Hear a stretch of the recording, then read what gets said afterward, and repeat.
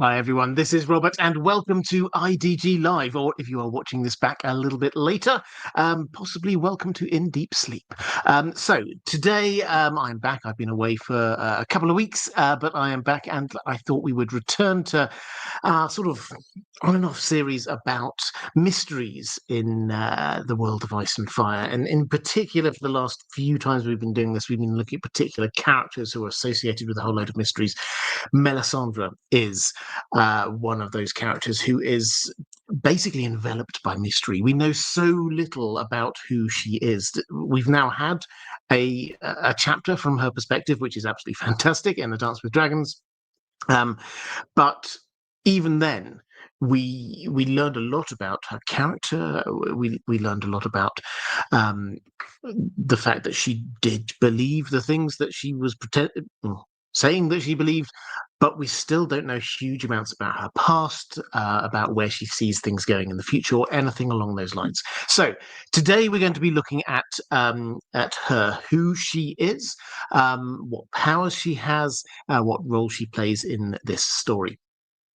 So I think I'd probably start, though, with just a very quick bit of thanks to my patrons, first of all. Thank you. I thought I would start up with a little bit of thanks for you. I cannot do what I do without your support, and I hugely appreciate it. Thank you so much. And then secondly, moderators, I see you're there, back in business. I know you've been here the last couple of weeks when I've not been here, been doing excellent work there in the chat. So thank you. If you are in the chat nice and early, then could you just share a little bit of love with the moderators, because they are wonderful. Okay, Melisandre.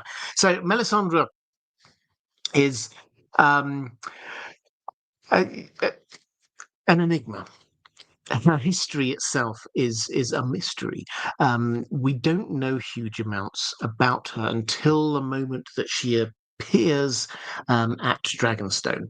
Now, we've got hints that she is old, countless years she's been studying her arts, we're told. What does that mean? We don't know. On the show, obviously, they kind of put it down at, I think, 300 or 400 years. Maybe she's that old. We simply do not know.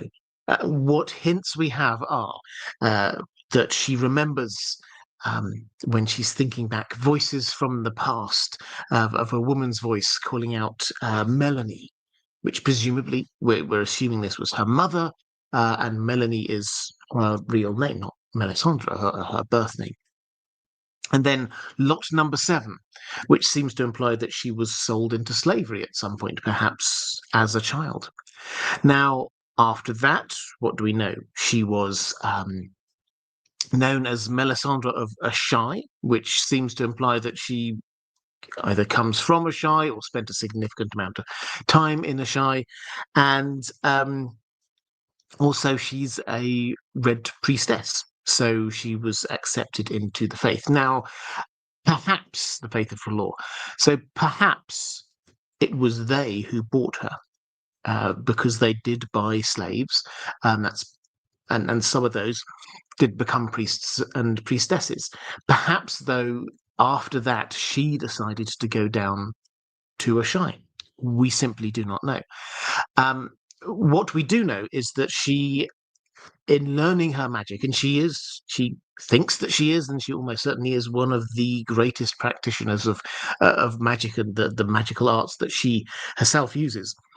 She has not only what seemed to be the faith of R'hllor kind of magic, by which we mean seeing things in the flames and stuff like that, but also she's learned some magic from the Shadowbinders in Asshai.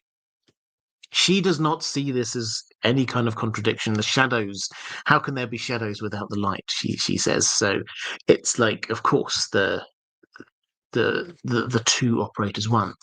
But in Asshai by the Shadow, then we have the Shadowbinders who practice magic, which is to do with binding shadows and making shadows do your will, and we see that with the shadow babies that she produces. But also we find that a lot of her magic is augmented by artifice. This is probably the key thing that we learn from that chapter that we do have from her perspective, which is that, yes, she is powerful, but she is very aware of her image. She she has in her robe, she's got up her sleeve, she's got many little pouches where she keeps powders and concoctions, things like that, that will make her magic look more impressive. She can make flames go different colors. I can add to the effects of things. She tries to hide any of the negative impacts of magic when it takes a strain on her. She tries to make it seem effortless, to make herself look more powerful. She even goes to the extent of, when she's at the wall, making sure that she's got some guards with her so that she looks important.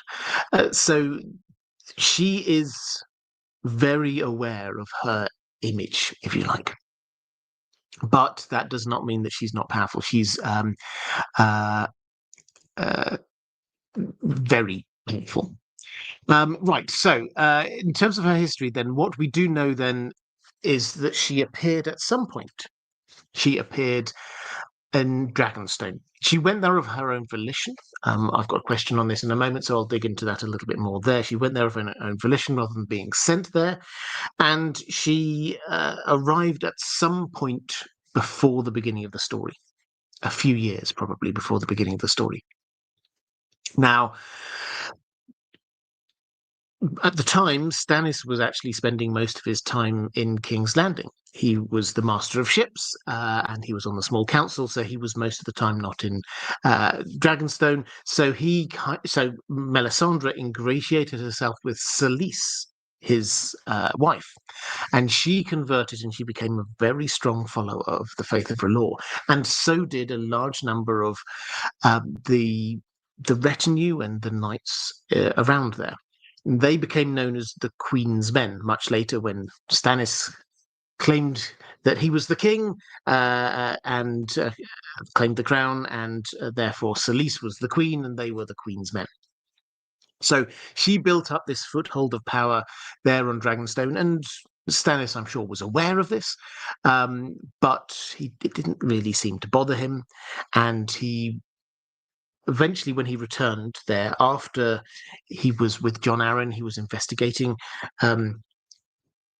what was going on in King's Landing with Robert's bastards and with Joffrey and the other children.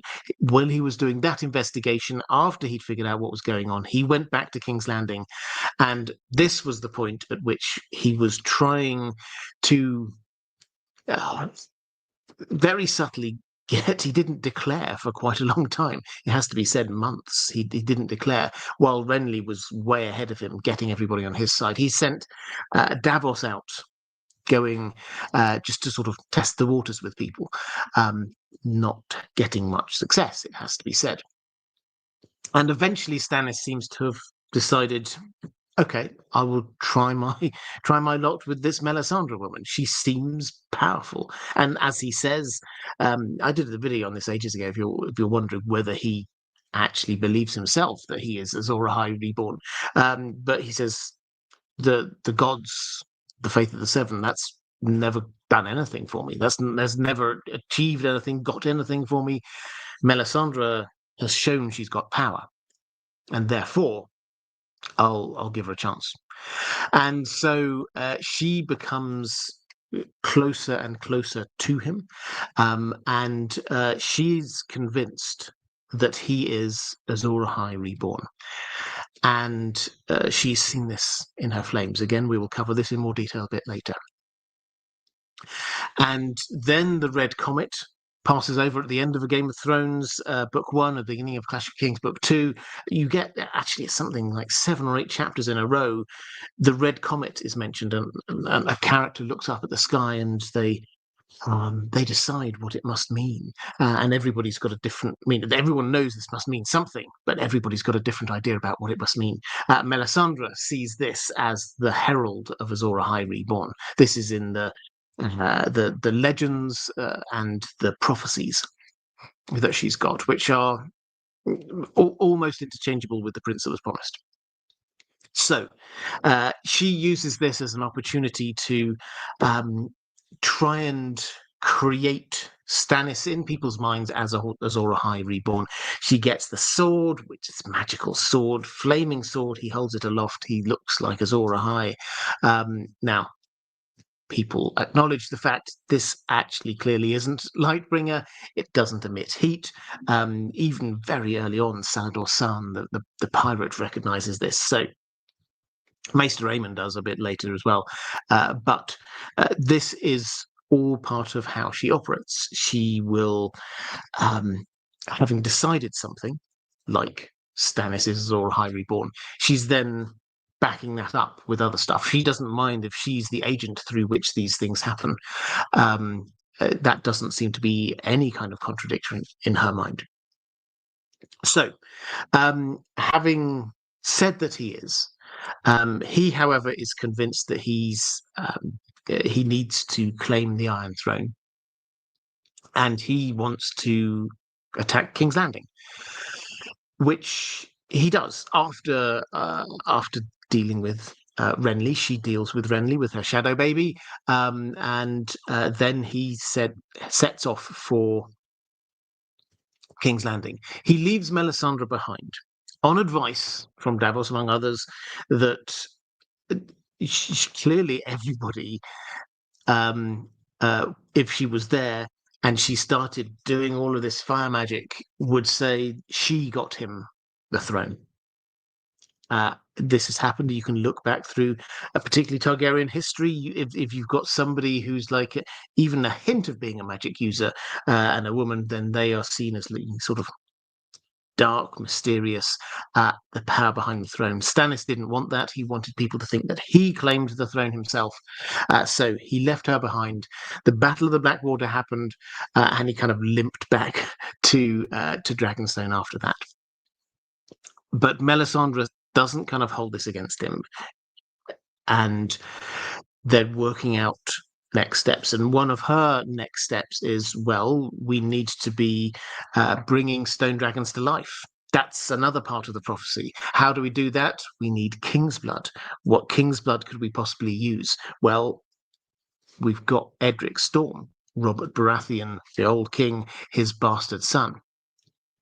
And she wants to sacrifice him. Stannis isn't certain. Davos is dead set against it. And so she starts to show the power of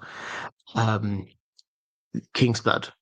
She does the leech thing, leeching the blood out of Edric, throwing the 3 leeches filled with that blood onto the fire, and then naming the 3 pretender kings, and basically calling for their destruction. And sure enough, they do die. Now, this is one of those things where you go, is that really just taking a little bit of the blood of the bastard son of an ex-king? Is there that much power that would kill 3 kings? Most people think actually probably what happened here was a little bit of message management from Melisandre. She had seen in her flames the deaths of those 3 others, Robb Stark, Balon Greyjoy, and Joffrey. She'd seen their deaths, and she created this sort of show, really, to make it look like she'd caused them. So that is what most people seem to think as was going on there. But this convinces Stannis, and eventually he's ready to give the go-ahead to sacrifice Edric Storm. Davos is having none of it. Davos rescues Edric Storm. Maybe Edric Storm will return later in the story, but for now, he's off to Essos. Davos, though, he gets himself back into the good graces by reading and identifying this plea for help from Maester Aemon at the wall, basically saying the others are coming. This is it. This is the moment, guys. I'm ringing the bell. You've got to come and help. And Melisandre suddenly realizes this is it. This is where the real battle is. This is where the moment has come. I need to get Azor Ahai reborn up to the wall. And Stannis comes to the conclusion that he'd been doing this the wrong way around. He'd been trying to win the Iron Throne so that he could save the Seven Kingdoms, but actually he has to save the Seven Kingdoms so that he can then win the Iron Throne. So he heads up with Melisandre and basically his entire army. He abandons the Stormlands, heads up north, lands at Eastwatch, heads inland. Melisandre has seen what's going on ahead. That moment, the wildlings are just attacking Castleback, basically, but led by her reconnaissance. Basically, his soldiers, his cavalry come in and smash through the wildlings and win the battle. She plays an important part. She sees Orl's eagle, and she basically does some fire magic to bring that down. So, having saved the wall, they then basically set up camp in Castle Black. Jon gets elected Lord Commander, but Stannis is like, well, let's figure out what we're doing now. Jon, I want you to actually be in charge of Winterfell. Jon says no, and eventually Stannis heads off to claim Winterfell for himself. Jon suggests a way to go around to go and collect some allies on the way, which he does. But that leaves Melisandre at the wall. And Melisandre has a few interesting conversations with Maester Aemon before Jon sends Aemon, who has got King's blood himself, remember. This was part of the reason Jon, yes, he wanted to send Aemon down to Aldertown, but Jon was trying to protect people as well. Maester Aemon has King's blood. He was the son of a king. He was the brother of the king. He was offered the crown himself in the Great Council, and he refused it. He could have been king. So he has definitely got King's blood there. Because Melisandre still desperately, I need some King's blood. We need to be raising these dragons, making these dragons come to life out of stone. So he saves him. He also saves Mance Raider's son. Mance is the king beyond the wall. He doesn't really claim the title, but from people from south of the wall, that is who he is. Therefore, his son must also have royal blood in a way. Jon saves him. He does a baby swap with Gilly's baby and sends that baby with Maester Aemon and Sam and Gilly down south. So they're gone and they're out of the picture. But Melisandre is still very much keen on performing some magic, and she's also very to sacrifice some King's blood. What King's blood does she have left? Do not worry, we will get onto this. Shireen. Now, she's also very keen to get Jon on side, and as a result, Jon persuades her that actually Mance might be quite useful. She performs a swap, doing a glamour on the Lord of Bones. He was made to look like Mance. He was the person who was put into the fire, though Jon prevents the actual burning from happening, and with arrows. And then Mance is sent down by Melisandre to Winterfell because she thinks the only way we're going to be able to get Jon really on our side is to rescue fake Arya. She doesn't know it's fake Arya. She thinks it's actual real Arya, married to Ramsay Bolton. So that's roughly where we leave this story. But for a couple of minor points to mention, just to sort of tag on the end. The first one is that she has been continually seeing Jon Snow in the flames, and she's been continually seeing him surrounded by death. She can see what's about to come, and the second thing to note is that she gets a POV chapter here in A Dance with Dragons. Why is that important? It's just one POV chapter. Because of the way that George R. R. Martin writes, we have, in order to see what's going on in a part of the world, we need to have a POV character. And the POV character at the wall most of the time has been John. We've also had Sam. Davos is in the north as well, but he's not currently at the wall. But Sam's been sent away. And John, as we know, has just been stabbed lots by his fellow members of the Night's Watch. So, if we're to see what happens next, we've got no POV characters left. Yes, fingers crossed for like a John walked into Ghost kind of POV chapter. That would be amazing. But barring that, if we want to know what's actually going on, we have to look to Melisandre.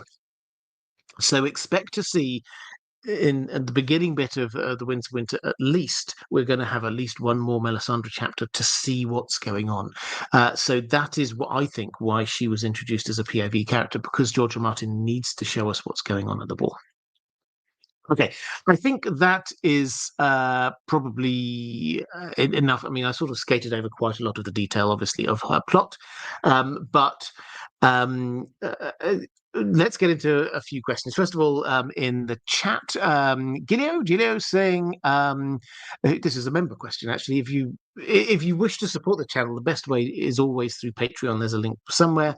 But if for whatever reason you do not wish to use Patreon, then you can become a channel member here. And as a channel member here, then and there's a link somewhere, then you can get your messages and things highlighted here in the chat, which makes it easier for me to see. Anyway, Gideo, how much impact do you think her teachings and devout followers will have on the religious makeup of the Stormlands? Could it cause lasting issues? Interesting question. I think the short answer is probably no. She was focused in on Dragonstone, which isn't in the Stormlands. Historically, geographically, it is separate. Now, yes, there was a little bit of time when they sort of went out to Storm's End and the like. And yes, some of the knights in Stannis' army, which will have come from various parts of the Stormlands, have converted. But my kind of instinct is that her personal influence was restricted in outside of the Stormlands. What we might see, if you imagine this Golden Nirvana, the story is finished, if she was successful, seen as successful in some way, and if some of those knights from the Stormlands who've been up there and seen her power return back to the Stormlands, we have this wonderful period of peace afterwards. Might they stay with that religion that they've had with the Lord of Light? Yeah, I could possibly see that. It's possible, but this is like stretching into the future. In the short term, the influence there is actually minimal. In the longer term, it might be a bit more.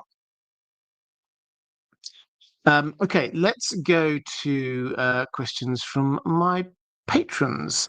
Lorelei Dragon saying, good evening, Robert, and to you too. I hope you enjoyed your time off the last couple of weeks. I did. I had a really nice time. Thank you very much. I'll probably put a couple of questions, couple of pictures up somewhere, X, maybe Blue Sky, which I am still technically on, if you're interested in seeing where I went and what I got up to. I'm curious about Melisandre's relationship to the rest of the cult of the Red God. Are there clues in the text about her status among them, or whether she is operating entirely outside their structure and control? This is a fun one, because one thing that is noticeable is that although she is absolutely focused in on worship of R'hllor and the Red God, and she's always talking articles of faith and things like that, she never mentions church structures. She never seems to be sending a message back to base. She never seems to be calling for backup. This seems to be very much a one-woman operation going on. She doesn't even, as far as we can tell, she doesn't even set up like a proper temple that is there that she can be using, and after she's gone can stay with like priests and whatever. She doesn't seem to be on her radar at all. There's no like, well, when I'm personally go somewhere else, I'll make sure that there's people can carry on worshiping. That doesn't seem to be on her mind. And somebody did, we did back when George R. R. Martin was answering questions, and somebody did ask this about whether she was is she really a part of the religion, or is she like a loner? What's going on there? And this is the question and the answer. Why did Melisandre seek out Stannis is the question. Did she see him in her flames and decide to seek him out on her own, or is she on a mission on behalf of the Red Priests? It doesn't seem at any point as if the latter is the case when you compare to Moqorro, who has been sent out by the priesthood. This is Moqorro who gets sent to Daenerys over in Essos. And this is George R. R. Martin's reply. He says, "You're right. Melisandre has gone to Stannis entirely on her own and has her own agenda." So I think, as a sort of a placing this all into context about her, she's a rogue priestess, is probably the only way to say this. Yes, she seems to be very focused in on her faith. It's not that she seems to have any particularly odd views. We can't see much by way of heresy compared to what we know about the faith from the other practitioners of it that we read about. There's a little, I mean, none of them seem to be shadowbinders, so perhaps she has a little bit of odd stuff there, but it seems mainly as the biggest thing is that she thinks she has identified who Azor Ahai Reborn is.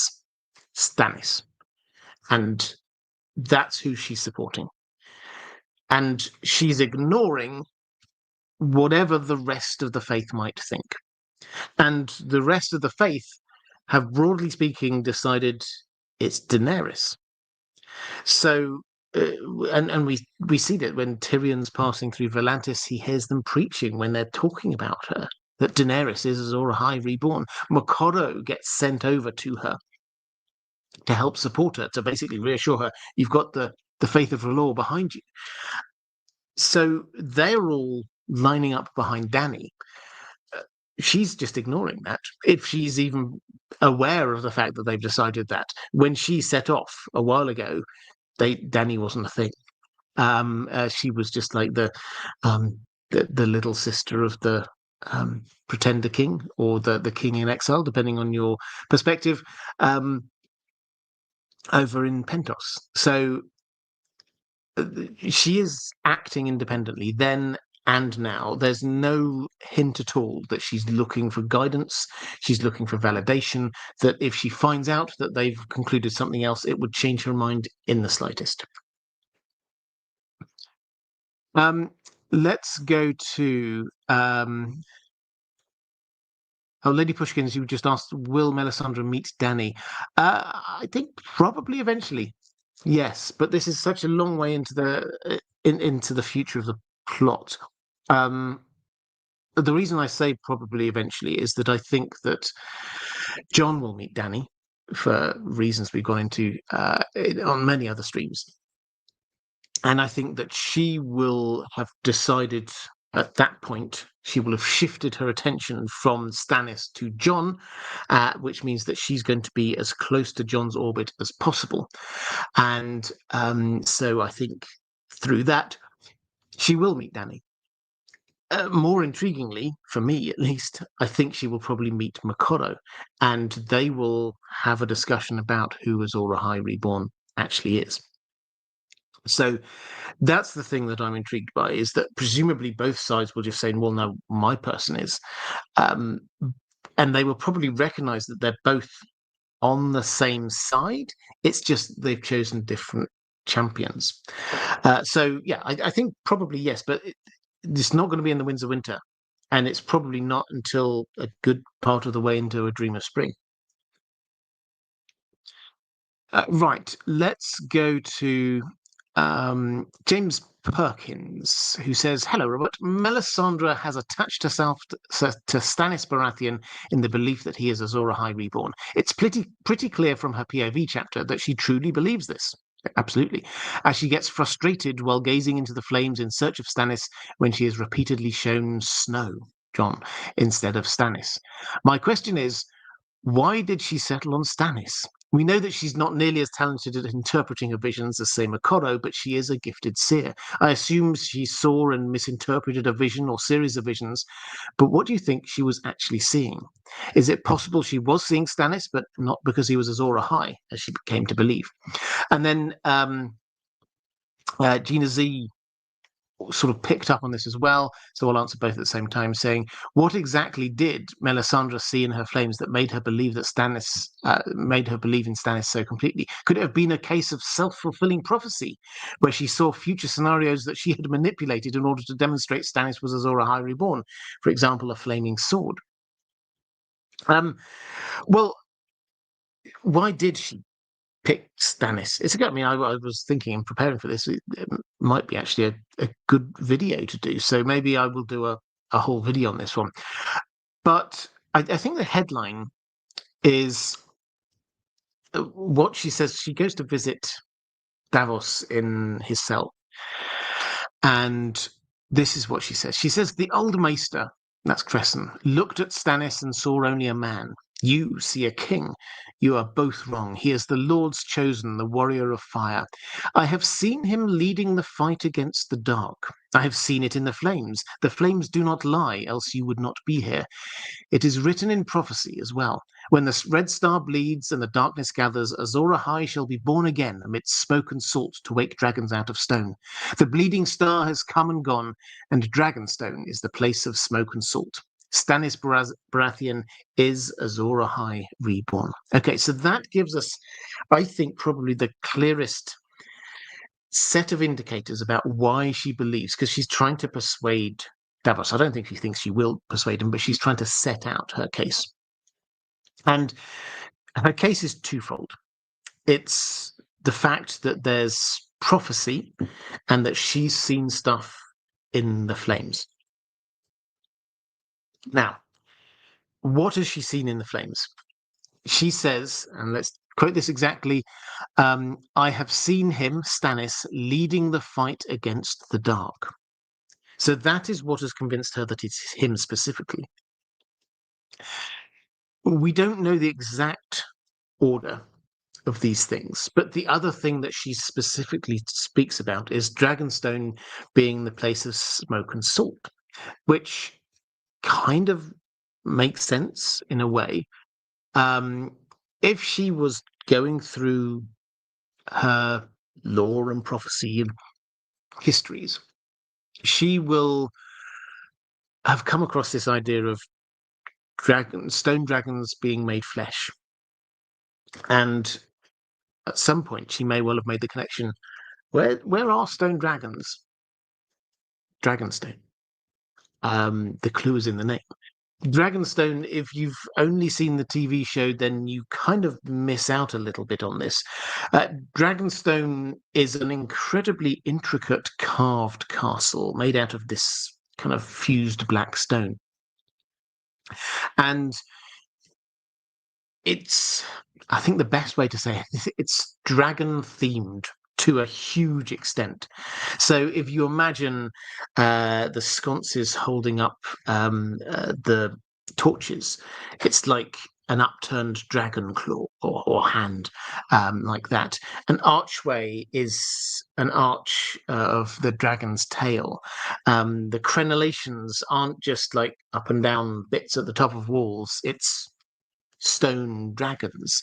The chimneys from the kitchens are shaped like a dragon's mouth spurting out smoke. It's the whole thing it's like dragon theme. So she will have thought, oh, interesting. So stone dragons there. And also the smoke and salt. Lots of people think Dragonstone. It's not just her. This isn't her just thinking randomly. Rhaegar thinks this may well be the case as well. We get other people who consider Dany to be Azor Ahai reborn think it's because she was born on Dragonstone, because it's salt. It's in the middle of the sea, so it's lots of salty water, and then smoke. It's not just that it's like kind of a misty kind of place. But because it's kind of built on these fissures into this volcanic rock, it kind of belches up this sulfurous smoke and steam all the time. It's the whole place, it actually stinks. It smells really bad. It's gloomy. It's got this kind of smoky, steamy atmosphere. It's not this, if you see it on the TV show, it seems quite clean. It's not. It's the kind of place Stannis thought that he was being insulted by being given it. Uh, Most people thought, oh, this is where the heir to the throne has their seat, because that's where the Targaryen heir to the throne had their seat. But he thought, oh, I have to stay here? This is horrible. Storm's End's much better. So that it's a reasonable thing to say, well, Dragonstone could be the place. Then you combine it with the stone dragons, and that's the kind of the lore prophecy bit. Then she saw him in the flames, leading the fight against the dark. Now, that is the only phrase we really have here for what it is she saw. But having arrived at Dragonstone, she's looking around for Azor Ahai, and Stannis kind of makes sense. He was, when she arrived, he was basically a prince. That was he was the king's brother. So it would kind of fit with the prince that was promised idea. I mean, technically, he's not a prince because he's not from his brother's brother's bloodline, but he was technically there, so that all kind of made sense. And then when she saw him, I don't know, in a battle against, maybe she saw him in a battle against the others. We'll come on to this later, do not worry. But if she did see that, and she thought about the smoke and the salt, and she thought about the stone dragons, that was enough to convince her. So that seems to have been why she thinks it. We, with the benefit of all the information we have, we can tick off this list of, well, actually, technically, Jon Snow hits all these other things over there. Oh, actually, Dany ticks off a whole load of these things. She's created live dragons out of stone dragon eggs. That's definitely a key part of this. So you can say, with the benefit of our information, actually other people tick more boxes than Stannis. But as far as she's aware, he actually does tick all the boxes that she wants. And then she's having decided it. It's almost like she's just like locked that down and said, right, that is now the truth with a capital T. And so now I have to persuade other people of this. So what do I do? There's the red comet. It's the timing's right. He's got to have a sword, flaming sword. I will make sure he gets a flaming sword. That'll prove to people. So that seems to be her mindset on it. Willie Biggs 2000. What made Beric and Thoros so special to the lore? Well, if you're saying so special, as in why did why could Thoros bring Beric back from the dead? You've perhaps intentionally, perhaps not, I don't know, stumbled across what I think to be actually one of the biggest undiscussed mysteries in the world of Ice and Fire. Because what we know about magic, George R. R. Martin doesn't want us to know a complete hard magic system, exactly what works and why. But there seem to be two things which are pretty constant. There's always a cost to magic. Magic doesn't come free. And secondly, there's some kind of intentionality. You don't just sort of like wander along and then, oh, you didn't realize it, but you just said the right combination of words and things, and then a bit of magic happens. That's not how you have to be trying to do magic in some way. So the reason why I say this is one of the big mysteries for me is that there was no intention to do magic on Thoros's part to bring Beric back that first time. Later times, yeah, there seems to have been. You could argue there is a cost because Beric loses part of himself each time he comes back. But that first time, it's a surprise to everyone. So what was going on? It's a bit of a mystery. And the answer I suspect the Melisandre, as we're on a Melisandre stream, the answer I suspect the Melisandre would give is clearly the Lord of Light has some purpose in mind, that he had some role to play. What was his role to play? I mean, he did achieve quite a few important things while he was around, but significantly, he then brought Catelyn Stark back as Lady Stoneheart, who will also play an incredibly important role in the story going forward. So that would probably be the answer. The ambient level of magic has gone up. Thoros is capable of doing the magic. There was a cost paid, and R'hllor has a purpose in some way, if we are to accept the existence of R'hllor.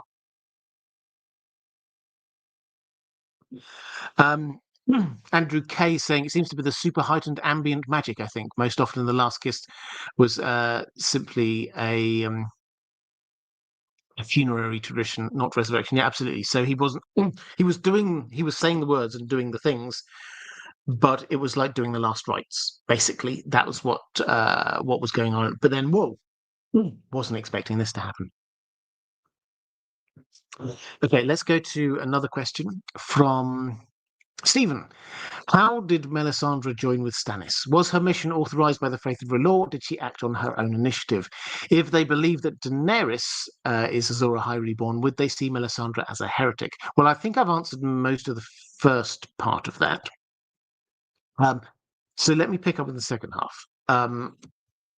How will they view her?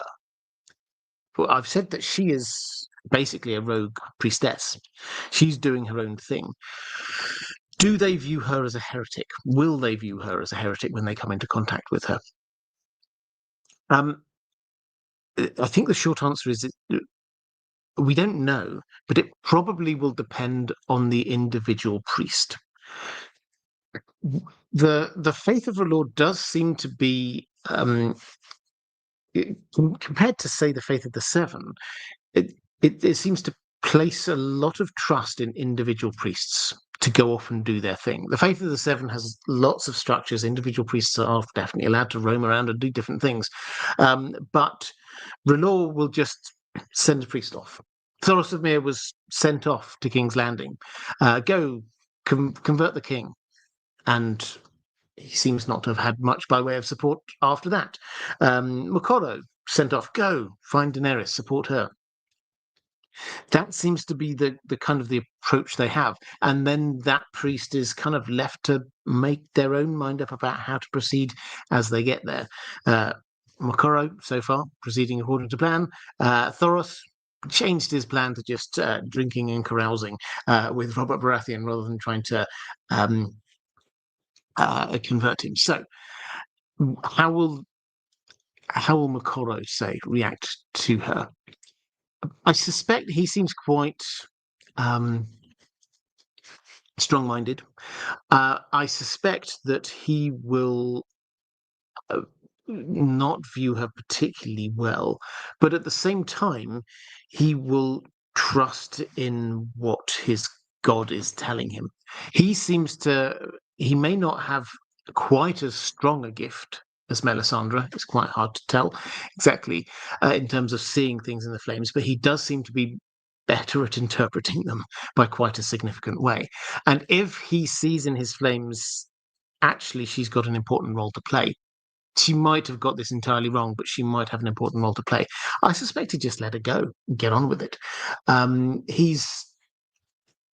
Moqorro does kind of take a more of a back seat, and he's definitely planning things, but he seems a lot more relaxed about. He's not panicking about stuff. He allows things to sort of play themselves out. And as an example of this, he finds himself when we last see him with Victarion. And Victarion is there. He no sense of tact at all. Victarion is there sort of telling people he's going to go off. He's going to claim Dany as his bride. He's going to steal her dragons. Look, I've got this magical horn here that will allow me to claim those dragons.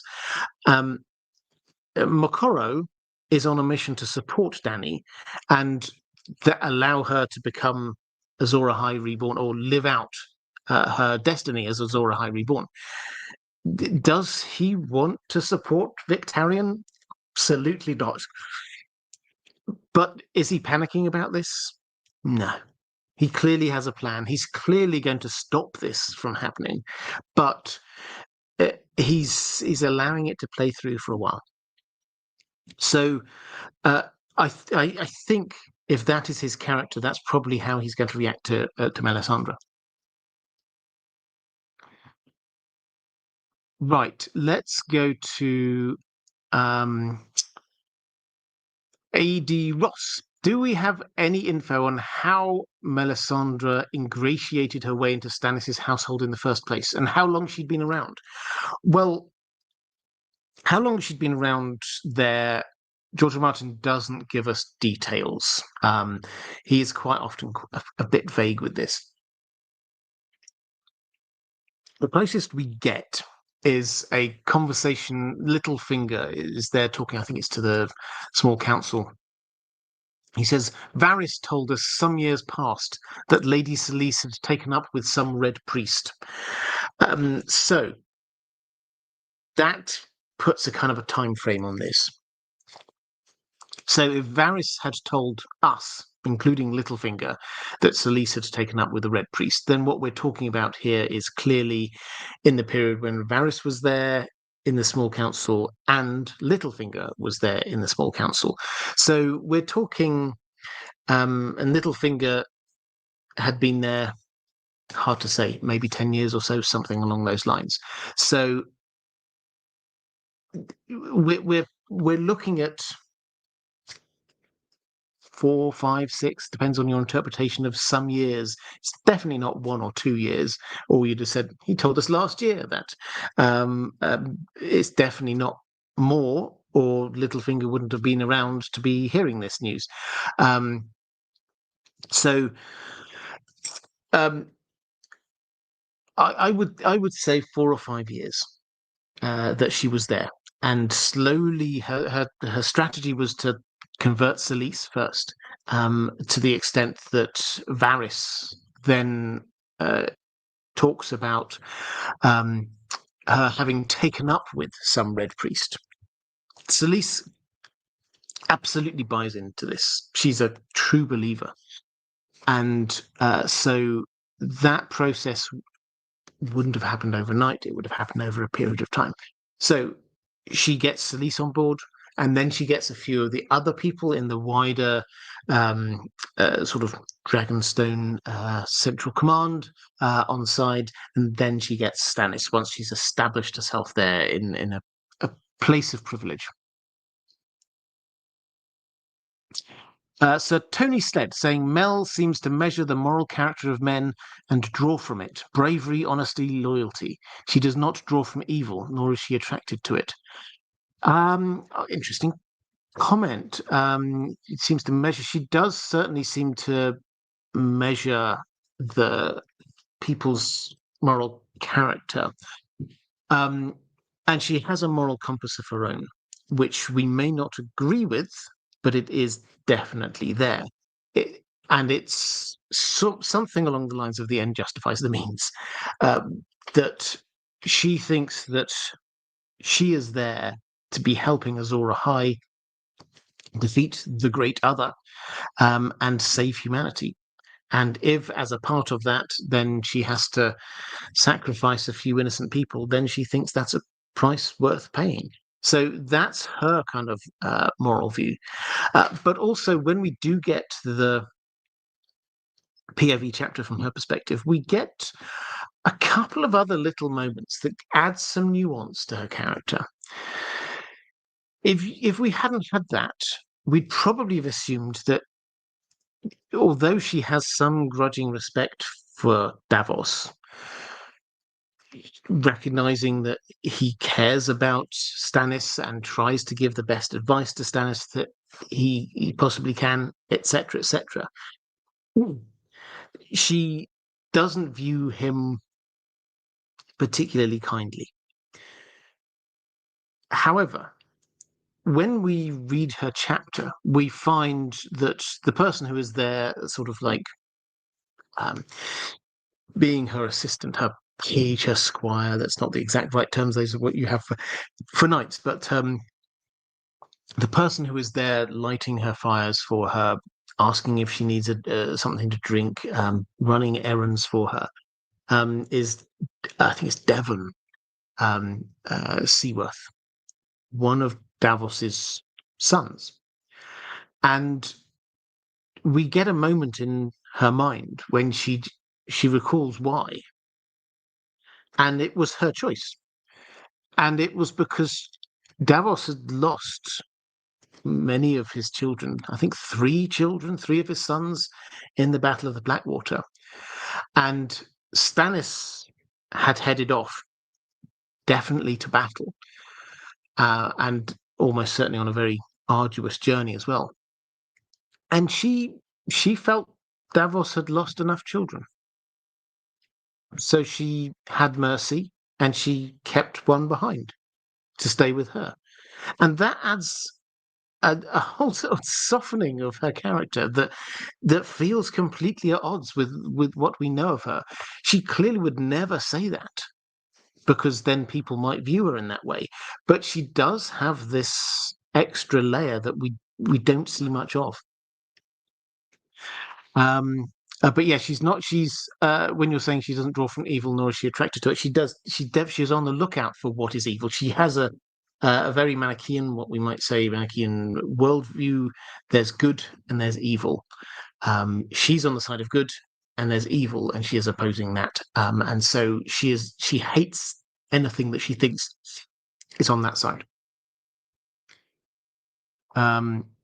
Let's go to a question from And Famous Elephant. Stannis burned a heart tree, and the wildlings all had to burn a weirwood twig to cross south of the wall. Will there be more burning of the heart trees now that Mel or Stannis are in the north, or less? It's an interesting question. So she does want to burn them. That much is very clear, and it's often overlooked. But when Stannis offers Jon to be Lord of Winterfell, he says, "I'm a king. I can legitimize you. I can get you out of the Night's Watch. I can say you're the Lord of Winterfell. I want you to do that." Jon is tempted. He's very tempted. He's thought about this quite a bit. He'd been jealous, is probably the only way of saying it, of Robb, of being part of the family, of being a Stark. He'd wondered about being Lord of Winterfell. He thought about it. He's felt excluded from the Starks. This would, for him, be a massive thing. But what stops him is not any kind of like loyalty to the Night's Watch. It's not any kind of feeling that he has to be there to be protecting people against the others or anything along those lines. What he thinks is the weirwood tree in Winterfell. Winterfell belongs to that. It doesn't just belong to the Starks, it belongs to that weirwood tree. And Melisandre says the one condition I'm adding into this is that you get Winterfell, we burn down that weirwood. And Jon says he couldn't do it. He can't do that. Not to Ned Stark's weirwood tree, and also not to the weirwood tree that is there as Winterfell. So that's a little bit of a digression, but it does go to show that Melisandre is still thinking about how to burn weirwood trees. We're in a situation where there aren't any in Castle Black, so she's not got one to burn. There are some just north of the wall, and there obviously will be in the towns and villages around in the north. So as and when she leaves the wall, she definitely will want to do it, but she will only do it when she feels she's powerful enough, she's got the political cover to do it. It's only with Stannis there by her side who would support it. If we get to a point where she shifts her support and belief in who Azor Ahai Reborn is over to Jon, as I suspect we will at some point, at that moment, there's going to be a conflict. Because he's not going to want to have the weirwood trees burned down. She still will want to. It's a matter of, is she going to be able to compromise on it?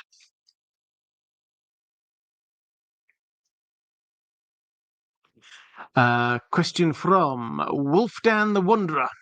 Will we find out more about Melanie? I don't see why George would imply it so heavily in only one chapter to never give more exposition or conclusion.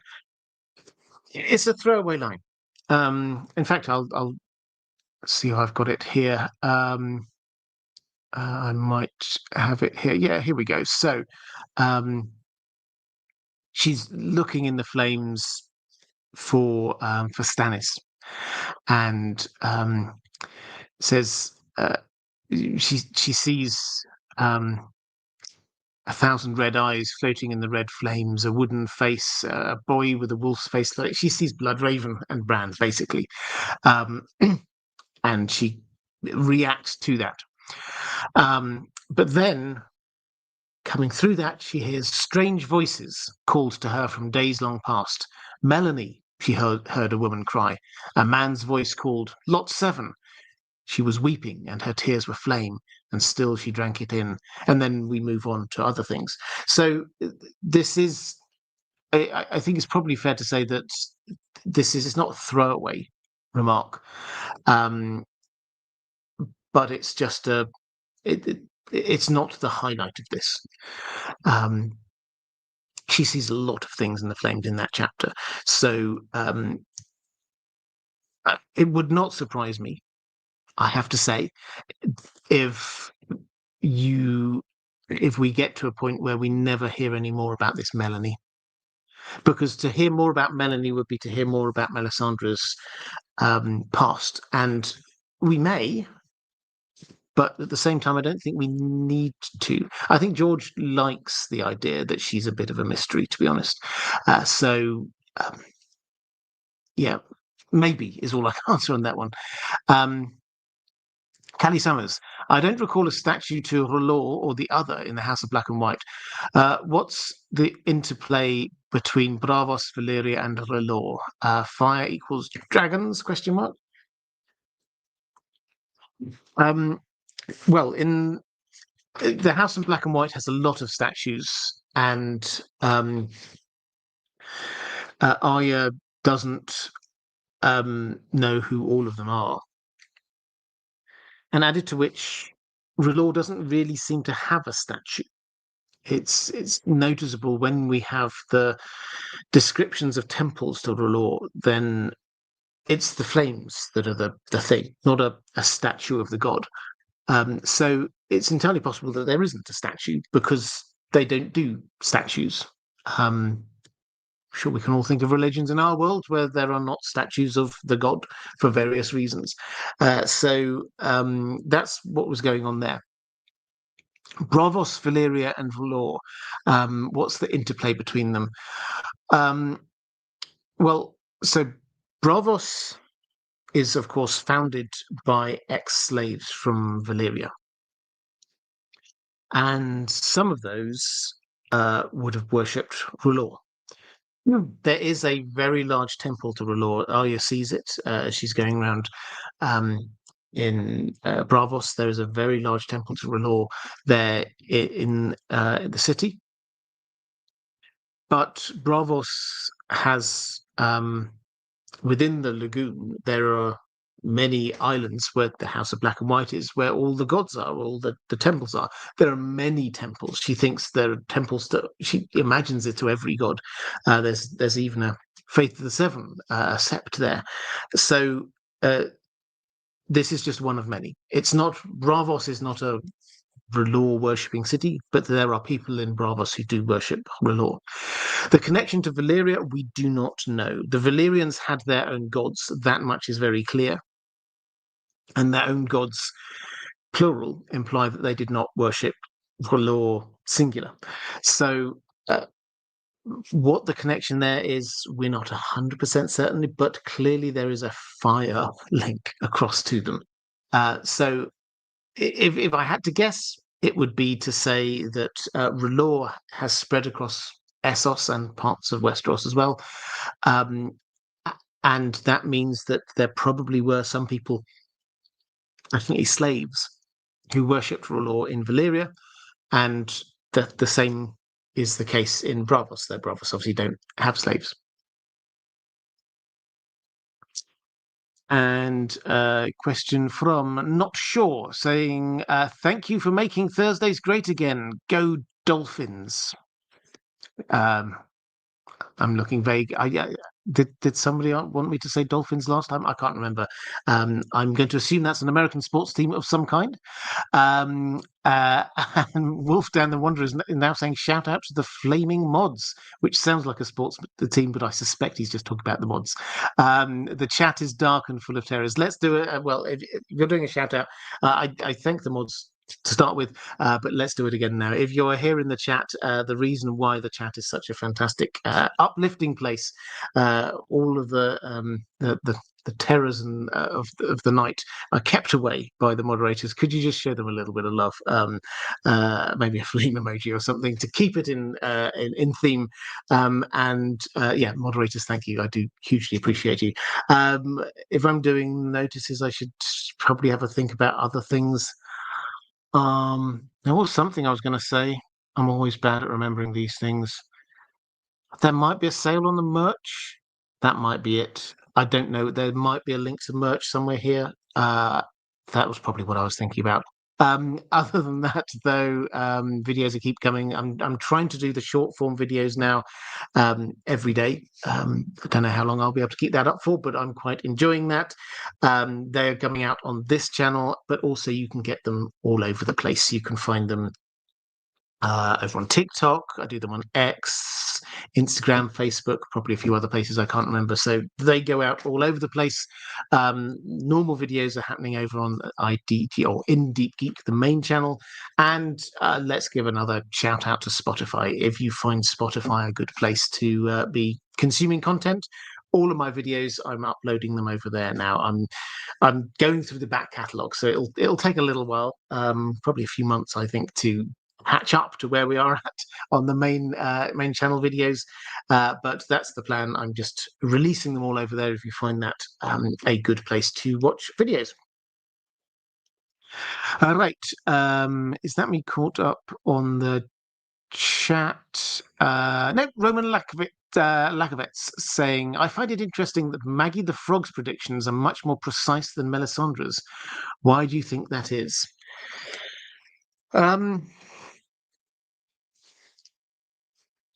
I mean, she might be more powerful. She might be better at interpreting things.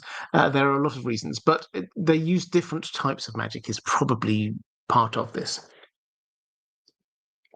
Maggie the Frog used blood magic specifically. Cut their fingers and she tasted their blood. So she was specifically linking to them with their fates in the future. What we don't know with Maggie the Frog was the extent to which the things that she said she understood, or was she just like repeating, she saw things or heard words and they sort of just came through her mouth, or was this her interpreting stuff? Did she have a flash of the entire future and decide what things that she was going to say and what things she wasn't going to say? We know none of that. Melisandre, we do get a clear idea because we have this POV chapter. She stares into the flames, and then these images come at her one after other. Sometimes just like floods of them, one after another, coming at her, and she's just left trying to interpret them. And sometimes it's very clear that in order to appear more confident, in order to appear more competent, she blags it. She pretends to know and be more certain than she actually is. There's a fantastic bit where she gets a vision of some towers by the sea, and the Black Sea is rising. It's all very ominous, but I've got a question about that a bit later. And she sees this, and she mentions it to John, and John goes, "Towers by the sea. Is that Eastwatch?" And because he's thinking, and she's thinking as well, that this is perhaps the others or the wildlings coming south. And she goes, "Eastwatch," and we get her mental process. She goes, she'd been to Eastwatch. It didn't look like Eastwatch, but what else could it be? And so she says, "Yes, Eastwatch." And it's like, so you're not sure, but you don't want to say, "I don't know what that was." I think that is probably the fatal flaw that she has, is that if she's not certain about something, she will exude certainty. So, why Maggie the Frog? Maybe she was more powerful. Maybe it's because she was using blood magic, but also maybe she wasn't trying to show off. She was just saying what she saw. Okay, is that me caught up in the chat? I think so. Right, let's go to a question from Coco Action.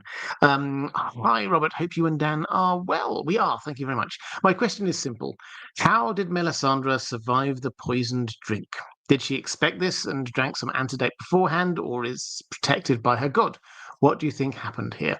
Is it the necklace, maybe? Though that's only a show-only thing, as far as I remember. Okay, so this is the prologue to Book 2, A Clash of Kings, from Maester Cressen's perspective. Really good chapter. Introduces a lot. And where we end up is that he becomes convinced that Melisandre is not good for Stannis, not good for the world.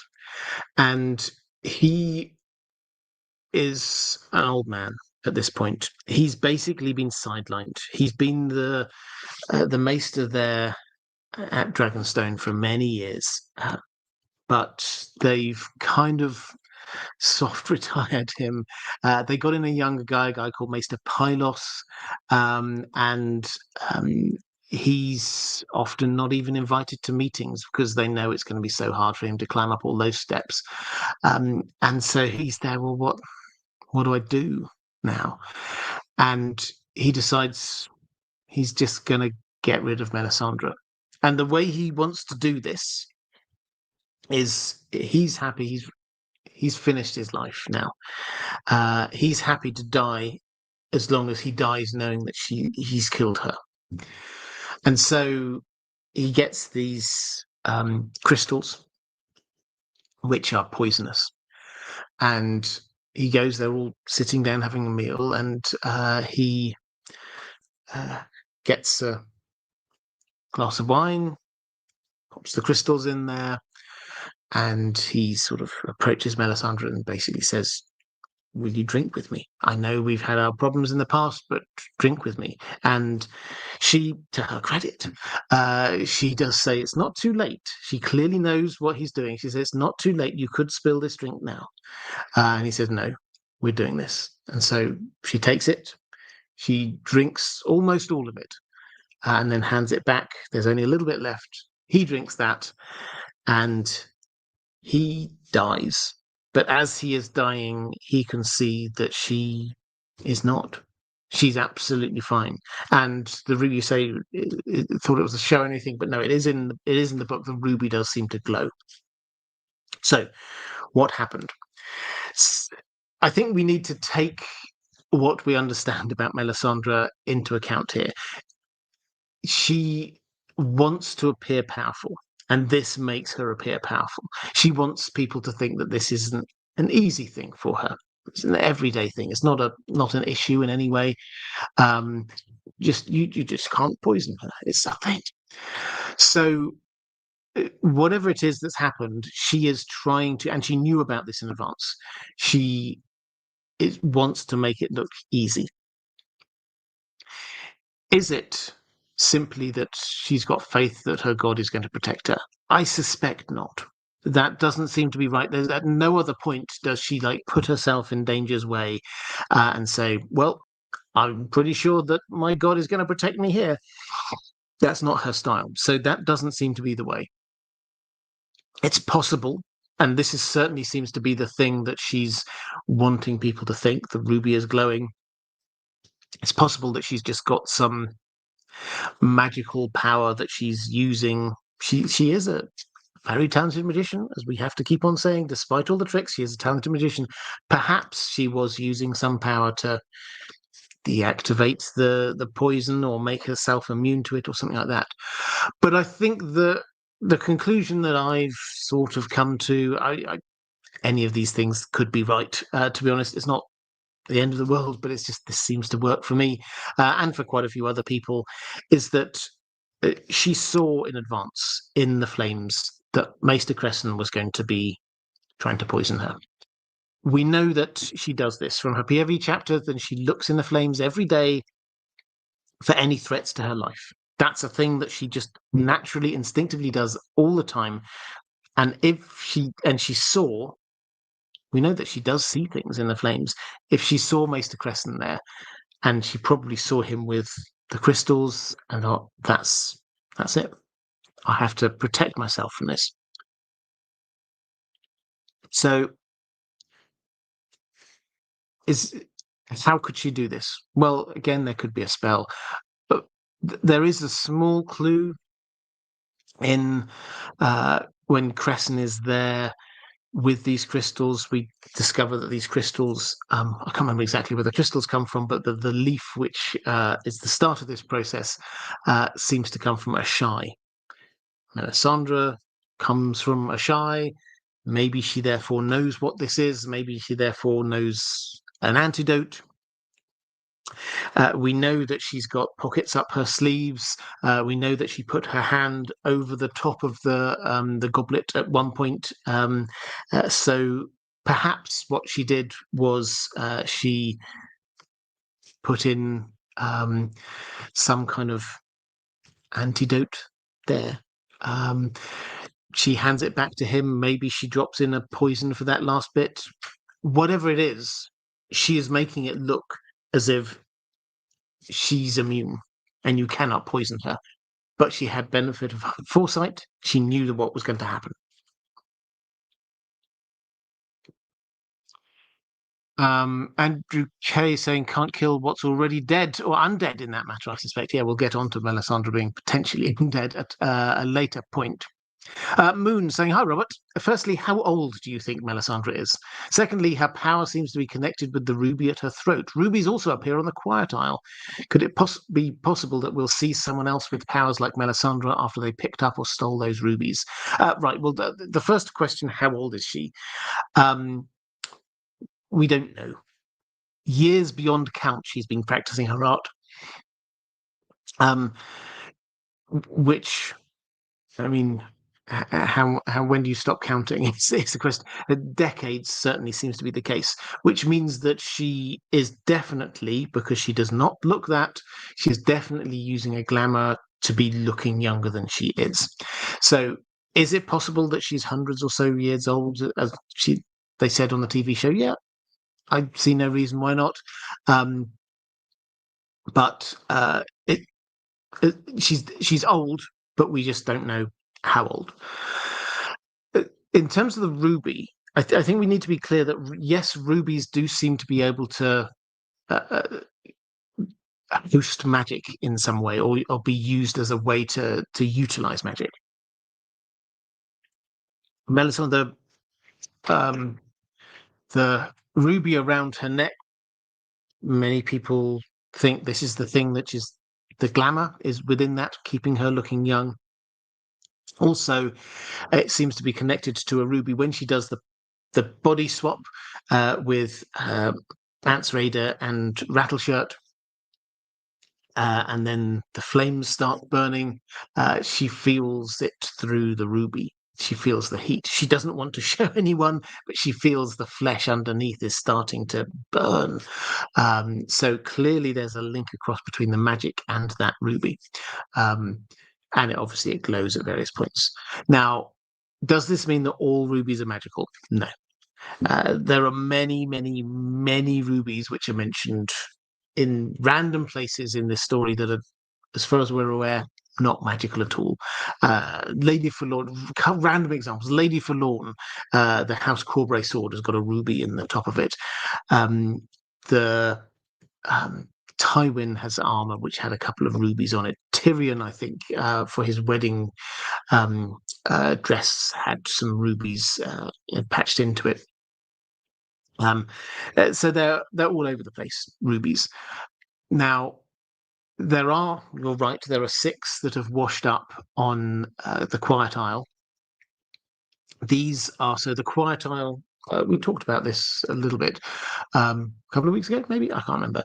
The Quiet Isle sits in the estuary of the Trident. It's downstream from where the Battle of the Trident happened.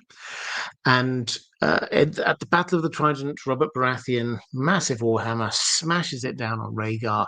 Rhaegar had a ruby-encrusted breastplate that caves in, and Rhaegar is killed, and the rubies go flying. Now, you can be sure some of the soldiers there paused whatever they were doing and grabbed a ruby if they could at the point of the battle, but some of those got washed downstream and ended up at the Quiet Isle.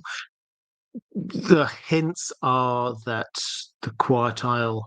I wasn't talking about a live stream. I did didn't I? I did the Gravedigger theory video.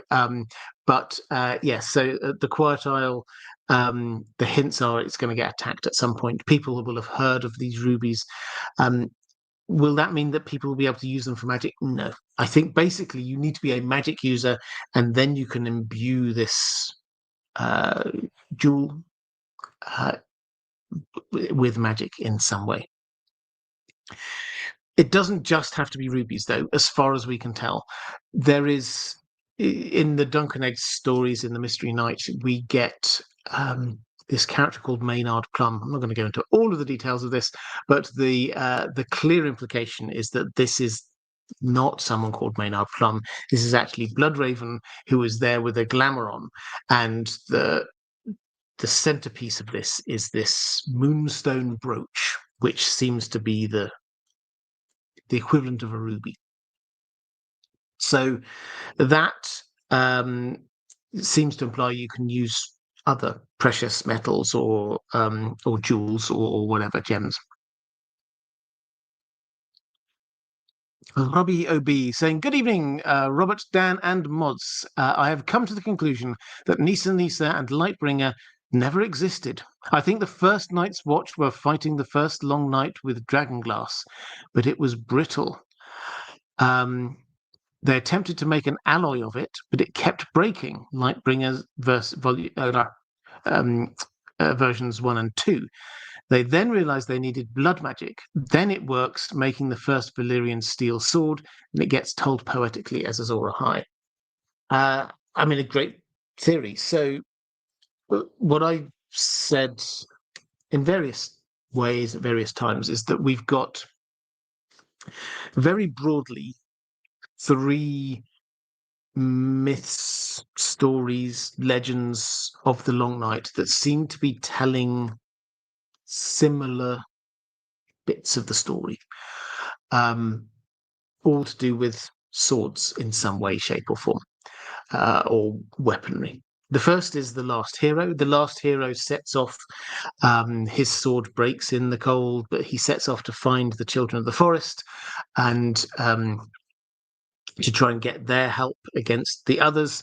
The children of the forest, when he does find them, give him dragonglass. So this is the first part of the equation. The second, we have the story of the forging of Lightbringer with Azor Ahai and Nissa. And yes, the forging happens, and he's got this sword. But we don't hear huge amounts about what he does with the sword. The important thing seems to be to do with the forging of the sword. And then we have a third one, which is the actual battle for the dawn, where we have the first Night's Watch who go charging into battle with dragon steel, which they use against the others. Now, however you wish to stitch those three things together, George R. Martin is very clear we shouldn't take these things literally as exactly what happened, but we have the discovery of a game-changing substance, dragon glass. We have the forging of a game-changing sword, and we have the use of game-changing swords called dragon steel. It doesn't take much imagination to draw those things together to say dragon glass is a part of this equation. Then we have some kind of forging, as you say, creating an alloy. I think steel plus dragon glass plus dragon fire, whatever, bit of magic, that seems to create the dragon steel, aka Valyrian steel. And then it wasn't just a person who had this, but it was a group who all went in and took on the others. So yeah, I like your thinking. It's broadly similar to mine. The Nissa thing seems to suggest if you eliminate the character, this is sacrifice. Blood sacrifice is needed. We've already got fires, and the idea that it was just done in a temple, and because the fires, because it's in a forge, so we have fire and blood. We have potentially dragon glass. All of the things are there that we think might be needed for proto-Valyrian magical sword making, if that makes sense. Right. Let's go to a question from Catherine Furseth, saying, "Hi, Robert. Great topic as always. Glad you're enjoying them. What is the relationship between the faith of R'hllor and Asshai and its religions or magical practices? We know that Melisandre went there and learned their arts, but was this the exception, or did the Red Temple send out priests to different places, much like the Citadel did?" Well, yeah, they sent out missionaries to different places. Thoros of Myr went to King's Landing.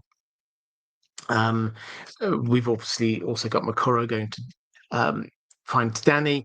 So they're sending individual priests off to do things, seems to be part of how they operate. They are a proselytizing religion, it has to be said. So the idea is that they wish to convert people. They're not like, so the Faceless Men is a religion, but they make no attempt to convert anyone. As far as we can tell, they've got they didn't go out there preaching to people about, you must believe in the God of the many-faced God. You have to follow. There's none of this. They just think they're over everything, and everyone. Ultimately, all men must die. So everyone comes into the province of their God. But the faith of R'hllor believes that everyone must or should be worshipping R'hllor. In terms of the sort of relationship between R'hllor and Asshai, it's not 100% clear.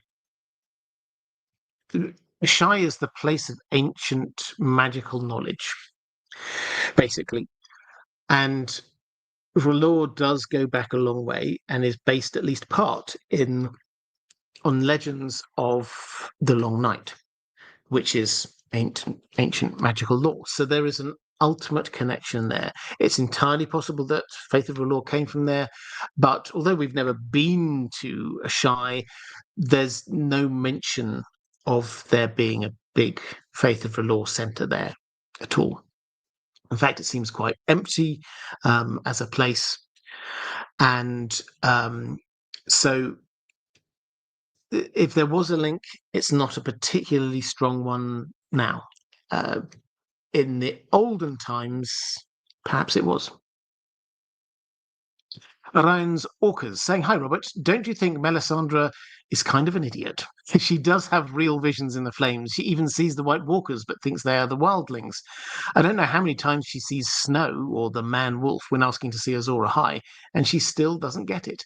Am I remembering correctly, or does she think Stannis is dead? Does this enable her to burn Shireen without his consent? And what will Stannis do to her when he finds out? What is the matter with this priestess?" Um, uh, so in the first bit, is she an idiot? I mean, I think idiot is not the word I would use, but her skills in seeing things in the flames far outstrip her ability to interpret them. And once she's made a decision on something, that seems to, and I'm sure there's a psychological phrase for this, but having decided on a thing, she then does not in any way question that. That's now a set fact. And so everything else, she's now it sort of stems off of that. So she's looking for Azor Ahai. Jon Snow appears. It can't be Jon Snow because Stannis is Azor Ahai. I'll just have to keep on trying to ask for Azor Ahai. She's banging her head against the wall because she's not able to conceptually believe that she might have been wrong. In terms of burning Shireen without Stannis's consent, well, first of all, does she think he's dead? No, certainly not at the moment. But on the show, he did die, and she had a bit of a crisis of faith. Now, there's no real indication he's going to die straight away now, so that's not there. So in terms of burning Shireen without his consent, that doesn't seem likely. Connected to this, though, if you don't mind me sort of adding on a bit, because I've got a really interesting response from George R. R. Martin in a way on this one. Corvus Corax says, "Good evening, Robert. John sending Mance's son away seems so very specific. Is there a chance that Mel will initially try to burn the baby to help Stannis, only to find Gilly's son and have to resort to Shireen?" So what's the circumstances here? I mean, I have to admit, I've long kind of assumed that Melisandre would just do this without specific permission. But I've come around to the conclusion a while ago that George R. R. Martin thinks that Stannis will authorize this. And the reason is quotes like this. This is George R. R. Martin from a few years ago when he's talking about doing the handover meeting he did with the showrunners for Game of Thrones. In case you weren't aware of this, they sat down. George R. R. Martin was involved in the first 4 seasons of Game of Thrones. He wasn't showrunner or anything like that. He wrote an episode per season, and they talked to him on a relatively regular basis. But he decided to take a step back, and in order to help them out, because he hadn't finished the books then, as he hasn't now, he sat down and had this handover meeting with them, which apparently took a few days. I think they went over to where he is, and he talked through everything that was in his mind that was going to be happening in the books. And asked about this is what he says. He says, "It wasn't easy for me.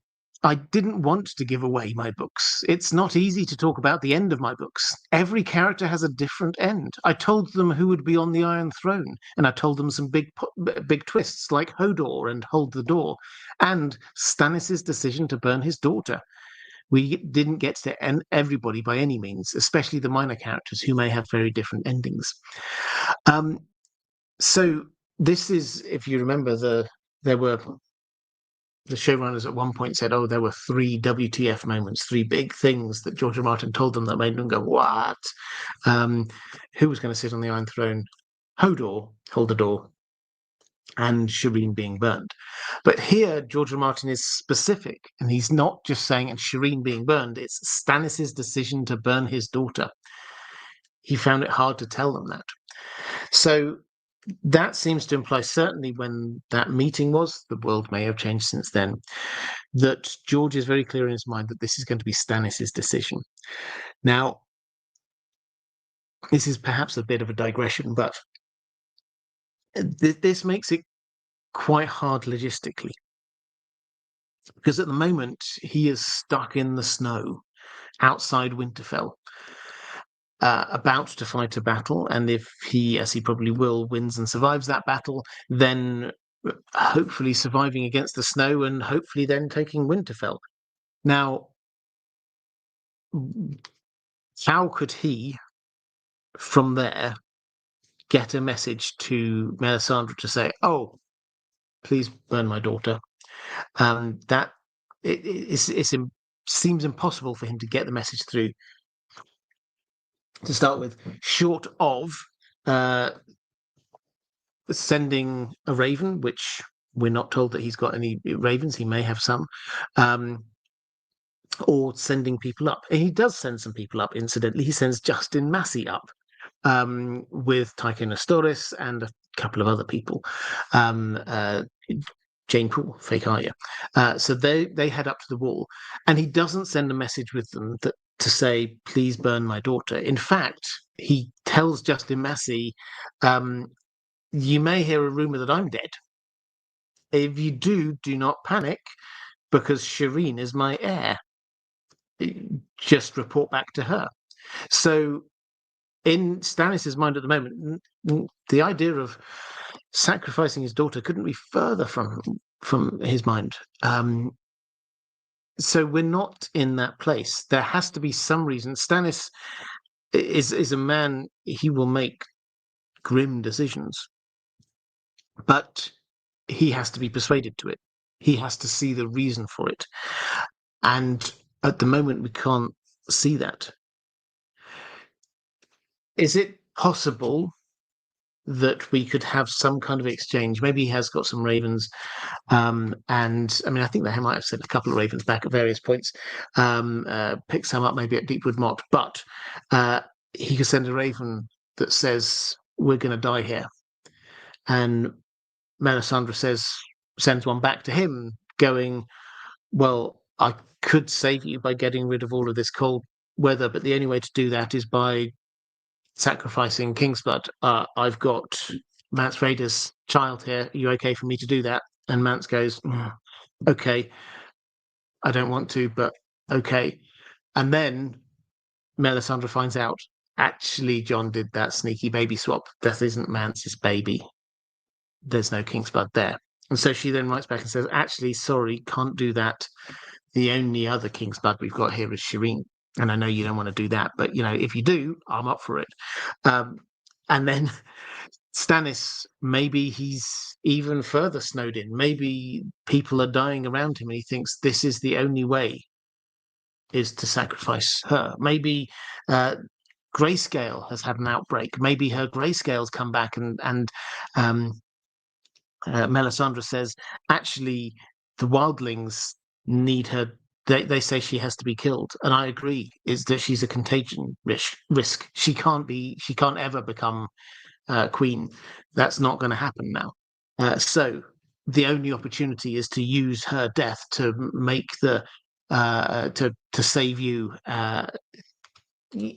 Could that line of debate happen? Yeah, it's possible, but that will take a little bit of toing and froing. So I don't think that's going to happen in the first few chapters of The Winds of Winter. Let's put it that way. But him giving permission does seem to be very much part of George's idea here. He doesn't think that Melisandre is going to go rogue.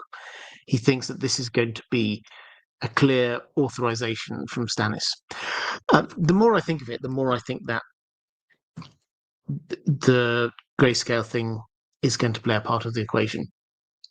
We've already had this kind of teed up, this idea. Val has been saying she has to be killed. It will come back. We've been told that among children, then it does perhaps spread a bit more among cold and damp conditions next to an ice wall in the very cold. Maybe that will cause it to come back out again. Who knows? But it's not beyond the realms of possibility that Melisandre might make it look like it's spread further. If she wishes to trick Stannis, it's not beyond her. So yeah, I think that will it will be him ordering it. It's not a matter of her going rogue. Right. Corvus Corax saying, "Good evening, Robert. John's sending Mance's son away. In fact, no, that's the one I just read as well, wasn't it? Says, Sir Friend, happy Thursday, Robert, and to you too.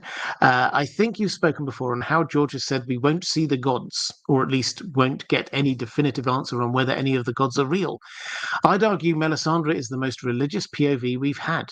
Do you see George using her chapters to tease or hint at anything further here as the fantasy level ramps up? Potentially further context on R'hllor or the Great Other, perhaps. Possibly more visions that she can misinterpret true to form, but teasing the reader, leaving it nicely ambiguous. Best wishes, warmest regards, and to you." Well, yes, he does. He does want to leave it ambiguous. He has said he doesn't want and won't have the gods appearing to like zap this thing here or do whatever. The god, we will have people's belief in gods, but not the gods themselves. So he's going to leave it ambiguous, but that doesn't mean that we're not going to see things that she thinks are her god.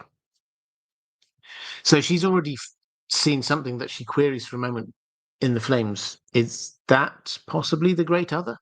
And as a rather unlikely character, perhaps to some, to have thought that they heard the voice of a god, Davos thought that he heard the voice of the mother. It's often underplayed. They certainly didn't make a big deal of it on the TV show, but Davos is actually, in his own very quiet way, quite religious. The chapter we have for him after the Battle of the Blackwater is a religious experience for him. Is probably the only way to say it. Is that he survives, and he thinks he hears the mother. He decides that Melisandre is not just dangerous, but she's a heretic. He's standing up for the faith. He thinks the mother has saved him for this purpose. He gets really quite religious about this. And if he can think that he hears the voice of his god, surely Melisandre might think that she hears the voice of her god. And it's left up to us to decide whether or not that really is the case. So, might we be teased by more? I think you mentioned the Great Other. If anything, I would say that is more likely. Because we talk about the Great Other, but really, there's only one mention of the Great Other in the entirety of A Song of Ice and Fire. That's when Melisandre is trying to sort of talk through the theology and sort of say, well, there's my God, and then there's a Great Other, and there's this endless battle. We don't get much more. So he gets like mentioned in other ways, like when she's wondering whether the enemy, as she thinks, is appeared in her flames.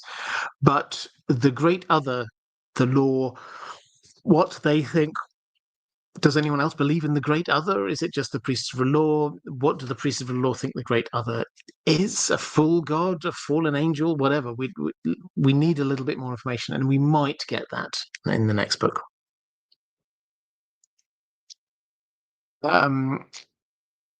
Mars of House Bars saying hello from Cleveland, Ohio. Well, hello, Ohio. I've got a two-part question, if that's okay, of course. What do you think Melisandre would have done if she was brought to the Battle of the Blackwater? And if Stannis did win the Battle of the Blackwater, do you think he would keep the Lannisters in charge? Well, to answer the first part, I think the biggest thing actually is knowing her. is that she would have seen something of what was going to happen.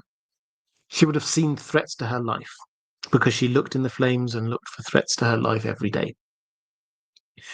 She would have seen the wildfire plan that without her there, they just went, the Navy just went and charged in. So she would have seen that, and she would presumably have been able to prevent the Navy from all getting obliterated. Now, that didn't in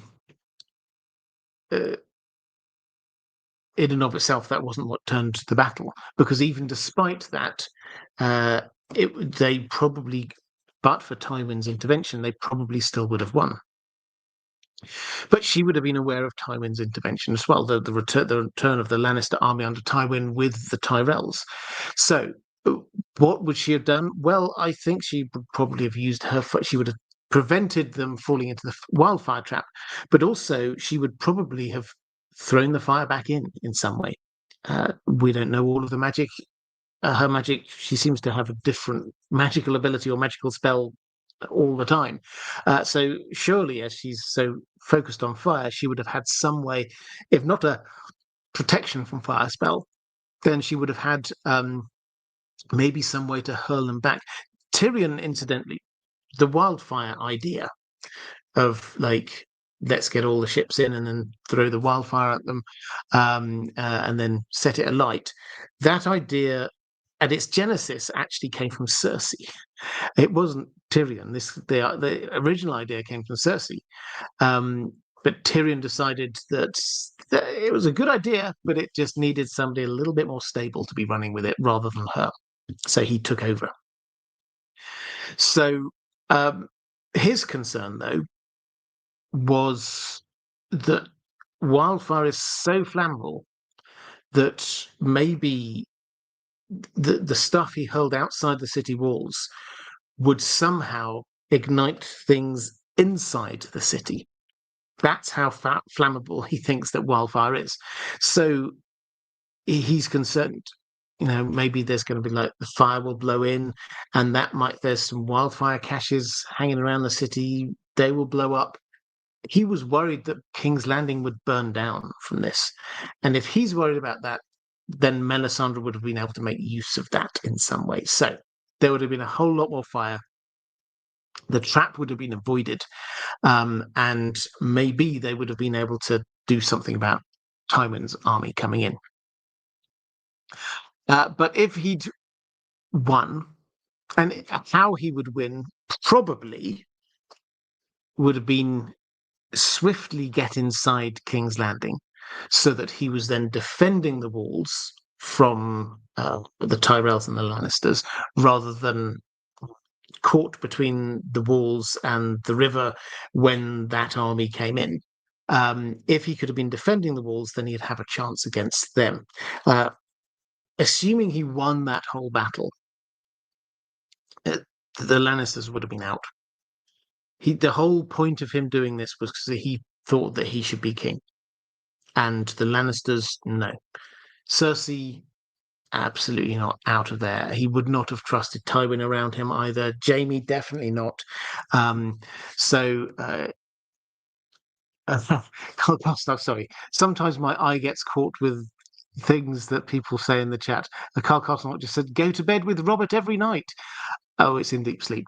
If you don't know In Deep Sleep, then that's a channel that you might be listening on it here and now, although I hope you are asleep. I've decided to lean into the idea that people fall asleep to these live streams. And I've got a separate channel called In Deep Sleep, where these live streams, as soon as I can, I put them up over there. But I make it into an 8-hour video. The first bit is me talking like this. I've got some sort of soothing visual, a little bit of soothing background music. And then once I finish talking, then that sort of carries on or maybe fades to black. I'm trying a few different things, but just to create a kind of a soothing sleep environment. And seems to be going well. People seem to be liking that. So if you like that, then please do head over to there. But I was talking about what would have happened if he'd won. So he would not have allowed the Lannisters back in, basically.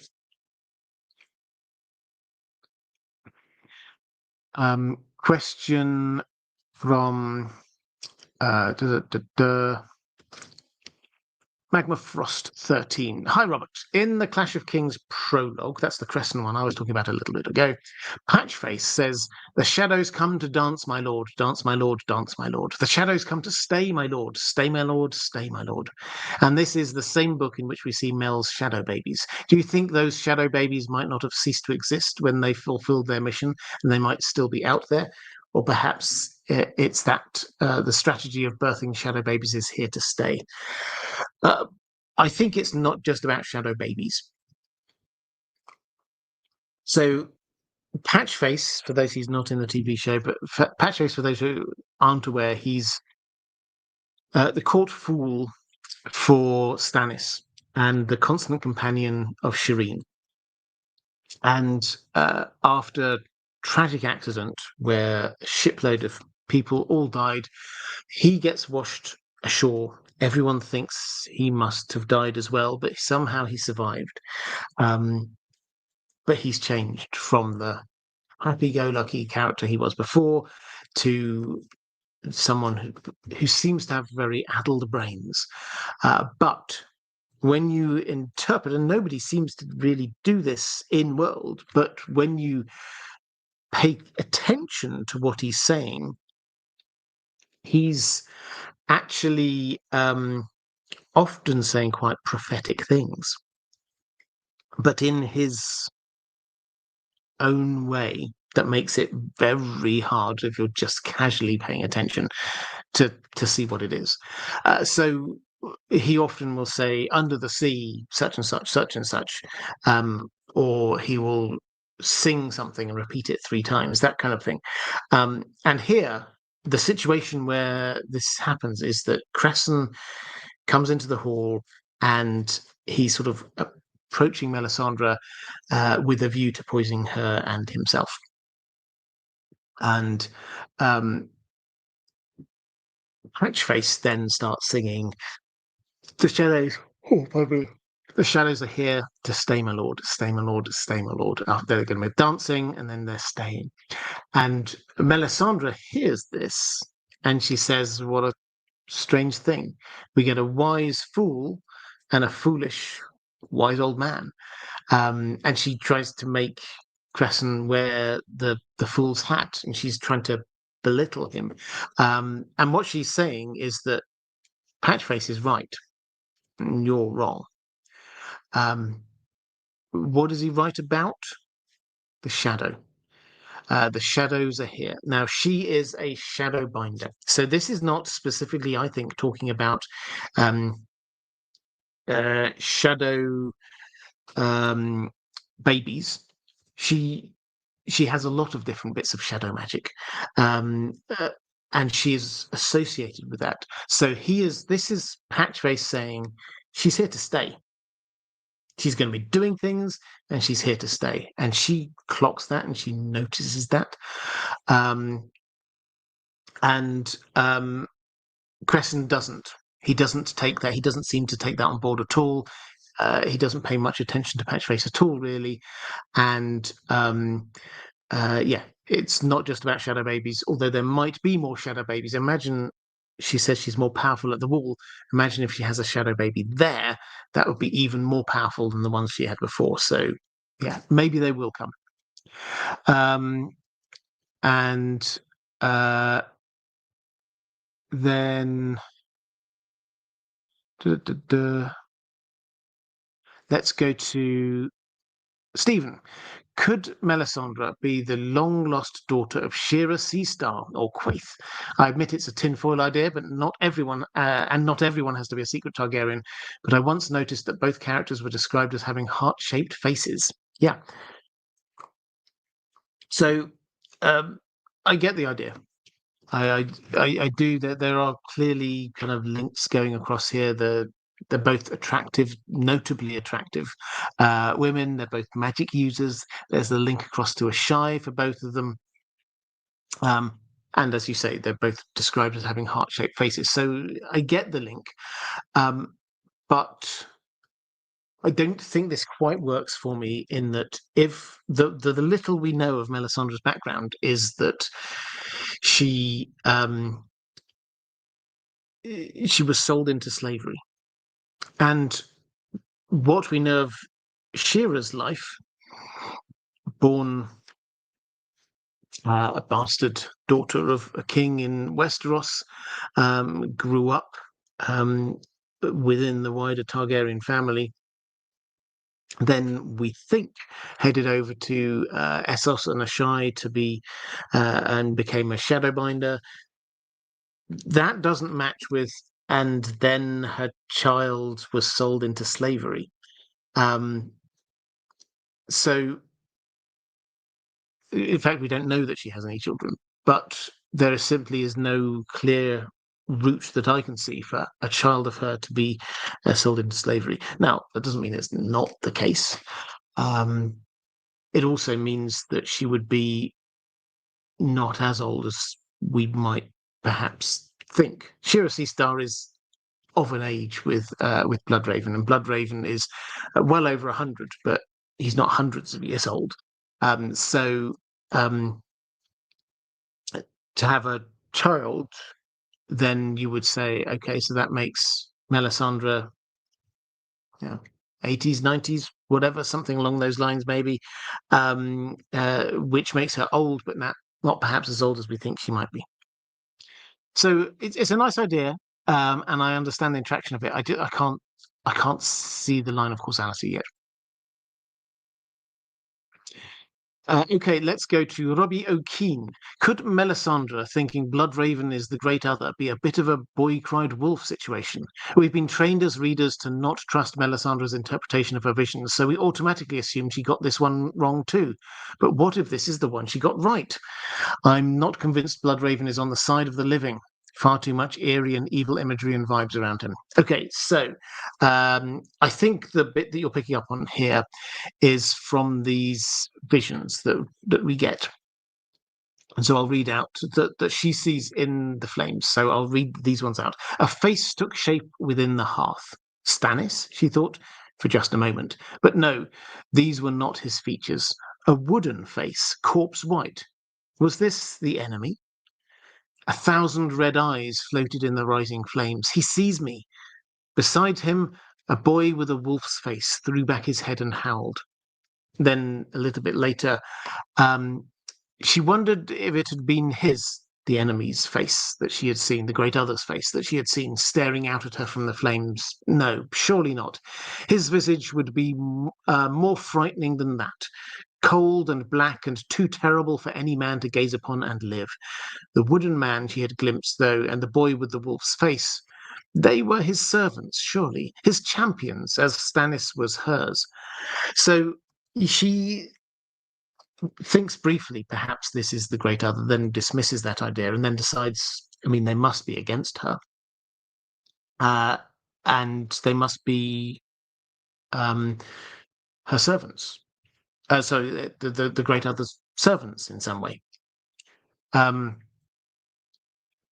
So, what's quite intriguing is and this is probably just a turn of phrase, they don't read too much into it, but she talks about the great other having champions, and then she then says, like Stannis was her champion, almost putting herself on the same level as being R'hllor, and it's like, so Stannis is not her champion, Stannis is R'hllor's champion, but it's almost she's putting herself into that position. But that's a slight digression. This is definitely Bloodraven. The imagery is very clear. The wooden face, corpse white. Bloodraven's got white face, wood, because he's a tree wizard. He's hooked up to a tree at this point. Then we get 1,000 red eyes. We get told that Bloodraven has 1,000 eyes and one. It's definitely Bloodraven, and beside him a boy with a wolf's face. It's Bran. So we know who she's looking at. And then she interprets this as being them being the great others champions. Might she be right? I mean, this gets into the whose side is Bloodraven on, and I think it's pretty clear to me. We don't have to think Bloodraven is a good person. We don't have to think that he's necessarily on the side of humanity. Um, but it's very clear that he is against the others. Um, the he starts out showing Bran the threat from the heart of winter. That's the whole point. That's the starting point when he does the vision for him when Bran's in that coma. That's the starting point. See, here's the threat. This is the thing we have to be fighting against. Then, when they get up to Bloodraven's cave, we'll see that it's got this line of protection around it, effectively preventing any of the undead getting through. And yes, the undead are there. The wights are there, attacking anyone who comes in or out of it. They are trying to get at Bloodraven. And then you get all of the things that it's very clear that Bloodraven is trying to do, raising up the prince that was promised, arming up the Night's Watch, giving them dragon glass, the horn that very probably is the Horn of Winter, all of those good things. So Bloodraven is not a good person. You're right. The imagery of him is darkness, it's death. But he is against the others. That much I think is pretty clear. So Melisandre is again wrong on this one. Let's go to Shira Blackwood. Hey, Robert, could Melisandre's origin be connected to Hardhome? Maybe she was captured there as a child before it was destroyed, sold into slavery in Essos, and trained by the Red Priests of R'hllor. She seems to be fair older than her parents would suggest. This could potentially explain her vision of blood and ash among towers by the sea, and her being stronger at the wall. So she does get a vision, we think, of Hardhome. Because remember, Jon has sent people up to Hardhome to try and rescue all the wildlings are congregating there. He sent people that basically wanting to go on a rescue mission there. And Melisandre does get this vision, which sounds like Hardhome. Snowflakes swirled from a dark sky, and ashes rose to meet them. The grey and the white whirling around each other as flaming arrows arced above a wooden wall, and dead things shambled silent through the cold, beneath a great grey cliff where fires burned inside 100 caves. Then the wind rose, and the white mist came sweeping in, impossibly cold, and one by one the fires went out. Afterward, only the skulls remained. Death, thought Melisandre. The skulls are death.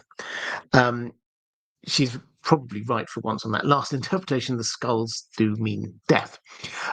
This very probably is Hardhome. There is a cliff there. It's got lots of caves in. The wildlings have gone there to shelter, and the others are almost certainly going to be going there. We've heard of dead things in the water. So that seems to be her having a vision of Hardhome. Might she have come from Hardhome? I mean, it's possible. Many years ago, there was an inexplicable explosion there. And survivors were sort of taken away to be made slaves in Essos. So there's a possibility. I don't think it really adds anything to me anyway. If I was told, yeah, she came from Hardhome, it would be like, okay.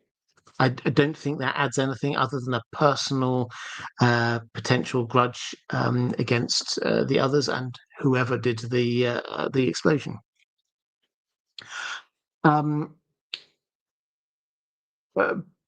But in terms of you also mentioned the blood and ash among towers by the sea. Now, this is another way. I told you she gets lots of these visions. This is another vision, and one I mentioned a little bit earlier in passing, when she sees these towers by the sea, and Jon goes, "Is that Eastwatch? And she goes, I'm not so sure. But then in her mind, but then to John, it's like, yes, definitely Eastwatch. This is what the vision is. Visions danced before her, gold and scarlet, flickering, forming and melting and dissolving into one another, shapes strange and terrifying and seductive. She saw the eyeless faces again, staring out at her from sockets weeping blood. Then the towers by the sea, crumbling as the dark tide came sweeping over them, rising from the depths. Shadows in the shape of skulls, skulls that turned to mist. Bodies locked together in lust, writhing and rolling and clawing. Through curtains of fire, great winged shadows wheeled against a hard blue sky. So that's a lot going on there. Not if there's no consensus amongst the fandom on this one, but probably the leading idea, which I kind of like, is that this is probably Old Town. There are towers there, obviously one very big and notable one. And almost certainly Euron at some point is going to be attacking it. Now, Euron is often described in these kind of visions as like tentacled thing on a sea of blood, which is imagery that we've got going on here as well. Added to which, Sam, there may be foreshadowing here. Sam, when he's talking to the captain of the ship just before he pulls into Old Town, and they say, there's rumours that the Ironborn are going to be attacking soon. The captain says, to be sure, Lord Leighton Hightower's locked atop his tower with the Mad Maid, consulting books of spells. Maybe he'll raise an army from the deeps, which sounds quite similar to that we've got there going on. We're talking about a tower. We're talking about raising an army from the deep. Eyeless faces staring out at her, weeping blood, dark tide rising from the depths. So the imagery is all there. And intriguingly, we also get curtains of fire, winged shadows wheeling against a hard blue sky. Euron thinks he's going to get a dragon. Maybe he will. Imagine a dragon attacking Old Town as krakens and the like wash into to the river. And Lord Leighton Hightower tries some magic of his own, trying to raise up to the depths. This is going to be a hugely magical battle whenever this happens. And I think that's what Melisandre's seeing. Caius Ballerina picking up a question for Agreed Weirwood. Thank you very much. I love it when people do that. It's very generous. Tell us what's in the heart of winter, please. Secondly, Melisandre burns Oral's hawk. How come she's the only one whose magic can pass the wall? She's actually north of the wall when that's happening, because the army comes across north of the wall to attack the wildlings. In the first bit, what's in the heart of winter? Well, we're not shown it, so we don't know. But this is clearly connected to the others, and a sight of it is enough to show the threat that is facing humanity. So if we had to guess, it's something like this is the home of the others, or depending on how fantasy-ish you want to go, maybe it's a portal to where the others come from and they're all marching through en masse. It could be a number of different things. Maybe this is where they've got a city there up in the far north in the heart of winter. Maybe they do something weird in the TV show. You remember they took the babies and they went up to somewhere far north, turned them into baby others. We didn't hear much about that afterwards, but did that come from George R. R. Martin? So there's something going on up there, and it's scary, and it's to do with the others. Madeline Tyrell Dane. Hi, Robert. Great topic. Does Book Melisandre wear a glamour to appear younger, like in the show? Did you enjoy her ending in the show? How do you think her story will end in the book after she burns Shireen, probably? I'm curious where her storyline will go. So does she wear a glamour to appear younger? Almost certainly. She appears young, and she says that she's been studying countless years, so almost certainly. Did I enjoy her ending in the show? Is an interesting one. So to remind you, she was she returned to Winterfell just before the army of the dead appeared. Davos was like, "You killed Shireen," but then the decision was made: we'll keep her just for this battle, and then after that, justice will be done. Because she's kind of powerful. She went out and um, lit all the araks of the Dothraki there, so they could go and charge off into the nothingness and die. Then she tells Arya that I prophesied ages ago that you would be forever closing green eyes, brown eyes, blue eyes. And Arya goes, "Oh, you think I should go and kill the Night King?" So that's her role there. And then after the battle has ended, Davos confronts her, and she's can't remember what her final words were, but something like, "I've now finished, I'm done anyway." And she walks out into the snow, she takes off her choker, and she just collapses and dies. So did I like her ending? I mean, there's so much that could be said about the episode, so we're not going to dive into it too much. The bit I did like the feel of, as much as anything else, was that last walking out, that she'd done what she considers her role, her duty, which was to end the threat from the others. And after that, she took off the thing that was seemingly keeping her alive. She'd been alive for so long, and she'd finished. And so she just collapsed. Now, I kind of like that because this does play into this idea I've got that she is a Firewhite herself. I did a video on this if you're interested in all the details. But basically, the more we learn about her, the more odd she seems, the less human she seems. First of all, she seems to be very old. Then she seems to, in the cold, be burning hot. She's wandering around just in like kind of a loose flappy dress kind of thing, and Jon says, "Aren't you cold?" And she like grabs his hand, puts it on her skin, and it's burning hot, and it's like, no, that's a bit weird. That doesn't feel like normal human. In her own POV chapter, we learn that she doesn't sleep at all. Occasionally she may drowse for an hour, but that's it. And we learn that she doesn't eat, or she doesn't need to eat. Sometimes she does eat or drink just for appearance's sake, because people like to think that you're eating it just to be polite. But she doesn't need it. All the sustenance she needs, she says, comes from her god. When she bleeds, she feels some blood trickling down. It is black and smoking, which we're told that the undead, their blood is black. So all of these kind of hint at the idea that maybe she is a Firewhite.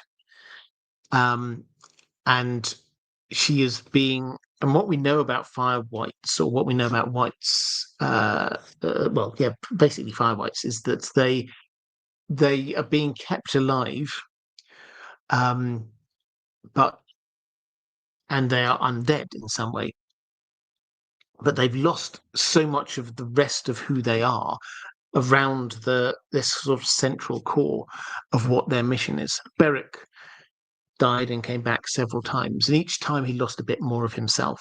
He forgot the name and of the woman he was to marry. He forgot what she looked like. He forgot bits of his past. He just remembered what he was doing now and why he was doing it. Lady Stoneheart, when she comes back, she seems to be just focused in no other thoughts really in her mind other than vengeance and how to get her girls back. That is just the bits of who she is left over. So all this is a sort of a leading to this idea that once you've completed that bit, there's nothing left. There's nothing left driving you as a Firewhite. It's a working theory, and then yes, you could just end it. Beric passed on his life essence effectively onto Lady Stoneheart. So the idea that Melisandre might reach the end of it all, and then feeling that she's achieved what she was there on the planet to do, she just dies. That works for me.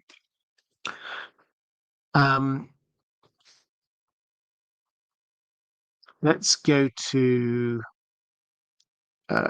question on from Lady Vaughan-Strauss saying, "Hi Robert and Dan the Doggo. Hope you are well." We are, thank you. What does it mean to be a shadowbinder of a Shy? If there are no children in a Shy, how can Melisandre be from there? Is she even human? Thank you. I've covered the is she even human just in the previous answer, but shadowbinders, they can bind shadows to do their will, which is it's a type of magic that uses shadows. So we see it in the shadow babies. We also see it in the tent that Miri Mazdur has to save Drogo's life. Looking from the outside, there's a very vivid description of shadows. She was the only person in there, but shadows dancing. Horse, a wolf was there, a couple of other things, all dancing around. And so she is using shadow magic in order to be trying to save his life. And not just save his life, obviously. She had other motives.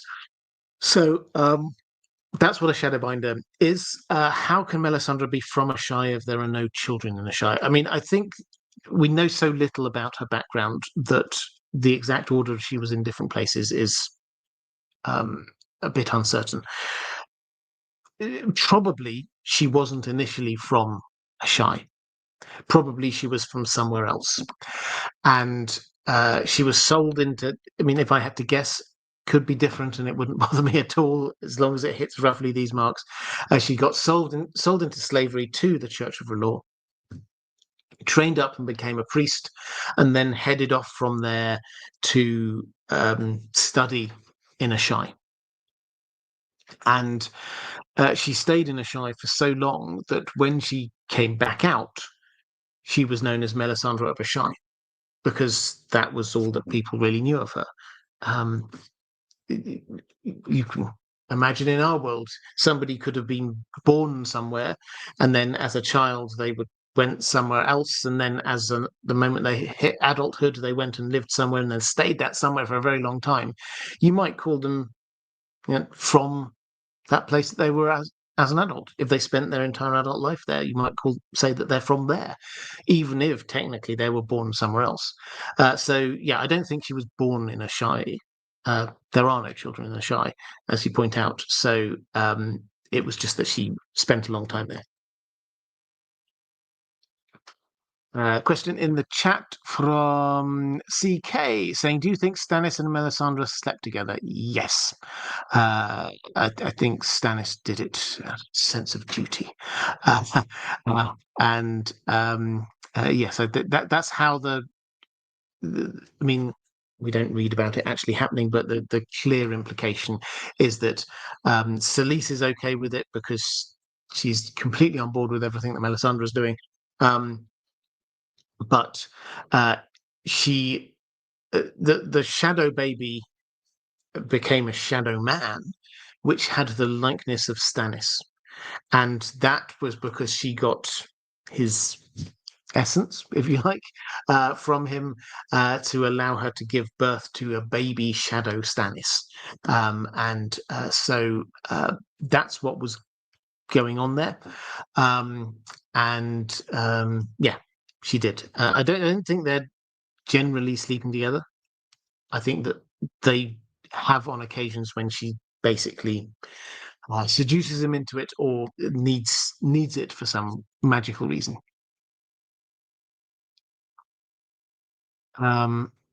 Okay, let's. Brian Velko says, and people often in the chat come out summarize these things in better ways than me. Melisandre carries an Ashai passport, even though not born there. It happens. Yeah, that's exactly what it is. Yeldenil saying, "Hi Robert, hi Dan, and hi moderators.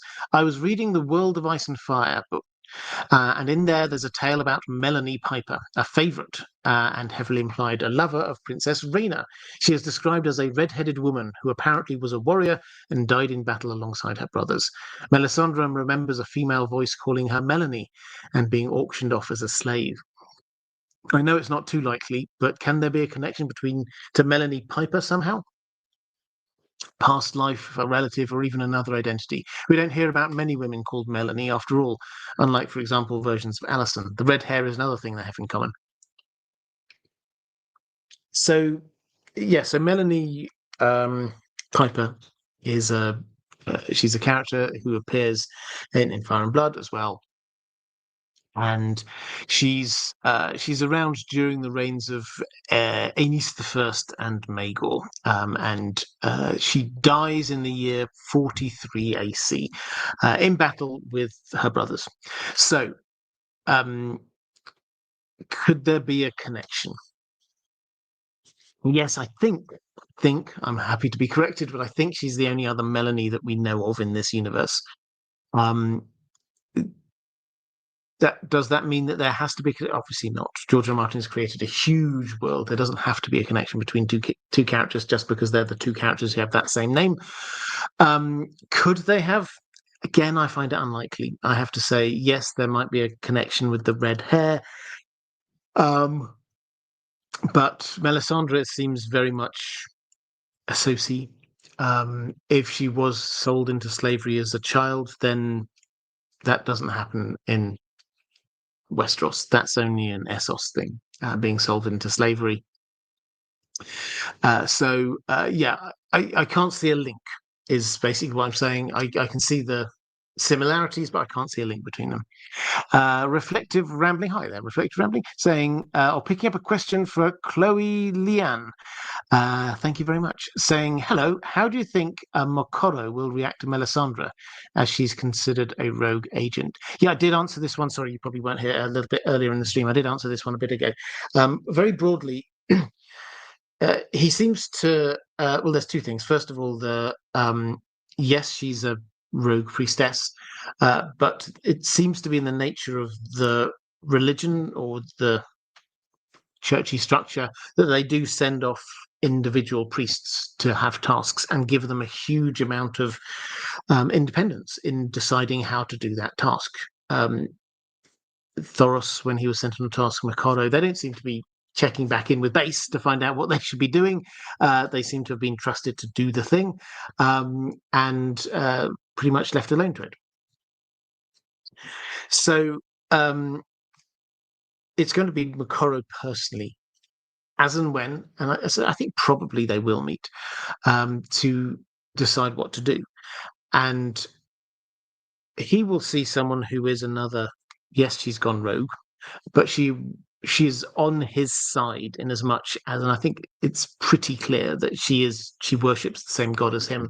She is wanting the same end as him. It's just that she's decided on another champion. And Makoro seems quite I wouldn't say laid back kind of guy so much, but he seems to feel quite in control of events. He doesn't feel he needs to be immediately reacting hard to things, and he allows things to sort of play out quite a bit. So probably he will let her carry on doing her thing, particularly if he sees in the flames that she has a purpose. And I suspect that the faith of Vrelor as a whole have probably come to that conclusion. It's hard to believe that they would have been unaware that she went there and was doing her thing, and they didn't try and recall her, as far as we're aware. We don't hear of any Red Priest coming up, nor do we hear from sort of secondhand via Varys and co. the small council. Oh yeah, this is a rogue priest. It's not like a real one. They tried to recall her. No, we don't get any of that, which seems to imply that there wasn't an attempt to bring her back. So yeah, it will be a fascinating encounter, but just instinctively, I don't think he would try to stop her. CK, what's your guess on Melisandre's final arc? Feels like she has a fair amount of karma coming for people she's burned alive, or maybe not. Davos? Yes, I've obviously got other questions coming up about the endgame. Catherine Furso, for example, saying, if we ask you to speculate your best theory, what role will Melisandre play in the end game of A Song of Ice and Fire? Will she survive till the end and play a role in the defeat of Ice and Fire? So her role is in the battle against Ice. We've got two, very broadly speaking, as far as we can tell at the moment, we've got two big confrontations and then a tertiary one. The big confrontation is with Ice. It's with the others.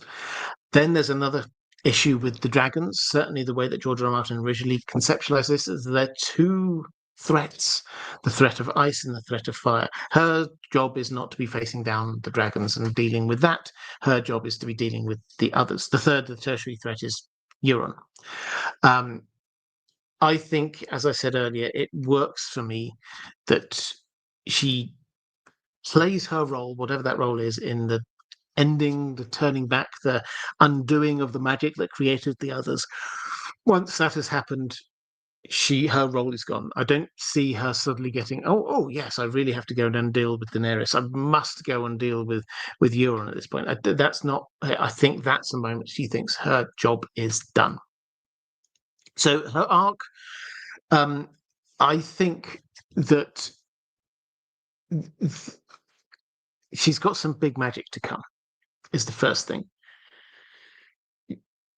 You can't have her say, I feel so much more powerful here at the wall, and then not have her do any really powerful magic. She has to do some really powerful magic at some point soon. What seems most likely is that this snow that has halted Stannis' advance, she manages to get rid of that. That's what happened on the TV show, but it didn't really have much of an impact because there wasn't actually all that much snow. In reality, Stannis' army are starving to death. They cannot move any further because the last day they managed just half a mile, like a kilometer or so, in a whole day. And people were just falling by the wayside and dying. So he just had to stop and dig in, and still the horses are dying, the people are dying. If he does nothing and the snow and bad weather carries on, then it's all over. So Melisandre's big magic, I think, will be to end the winter that has fallen around Winterfell, or push it back, melt it in some way. So that's, I think, the first part. The second part, I think she will pivot to Jon. At some point, she will realize that, yes, the reason why, whenever I say I want to see Azor Ahai, I see Jon. And I think this is going to be associated with, I did a whole video on this, how it works for me. George R. R. Martin may well do it a completely different way, but how it works for me is that Jon, his body, after he's been killed, his body will be frozen, thrown into the ice cells. Lots of foreshadowing for that. And then they will decide to burn it. But in order to burn it, it'll obviously have to be melted first. We'll have a big pyre going on. Maybe this will be connected with the burning of Shireen, who knows? But he will come back to life. He will emerge from the fire, reborn, as it were. And I think if this happens while Melisandre is there chanting something about "and save us all the High Reborn," and bring him back from the brink of death or whatever it is, and then suddenly Jon like that would be a massive moment, and might be the thing which pushes over to support Jon. So her arc, I think she's staying at the Wall or in the far north. She's not going to the south. She's going to pick her winner, and then she's going to be supporting them 100%. So that is it. I don't think it's an arc so much. In terms of karma coming back to her, yeah, there should be. There definitely should be. But this is not a happy story. This is a grimdark story. This is a bittersweet story. And the ending that I liked for her actually doesn't see her get that justice. It sees her achieve the things she wants to achieve and then just keel over, basically.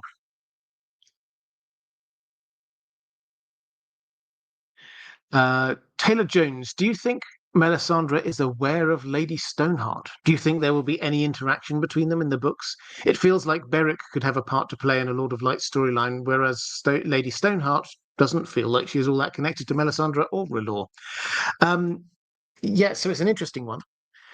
Is she aware? We're not told that she's aware. If she is aware, it'll be because she saw something in the flames. We just haven't been told about that yet. Will they come into contact? I can't really see it. I mean, it's possible, but Lady Stoneheart certainly for most of the next book is going to be staying in the Riverlands, and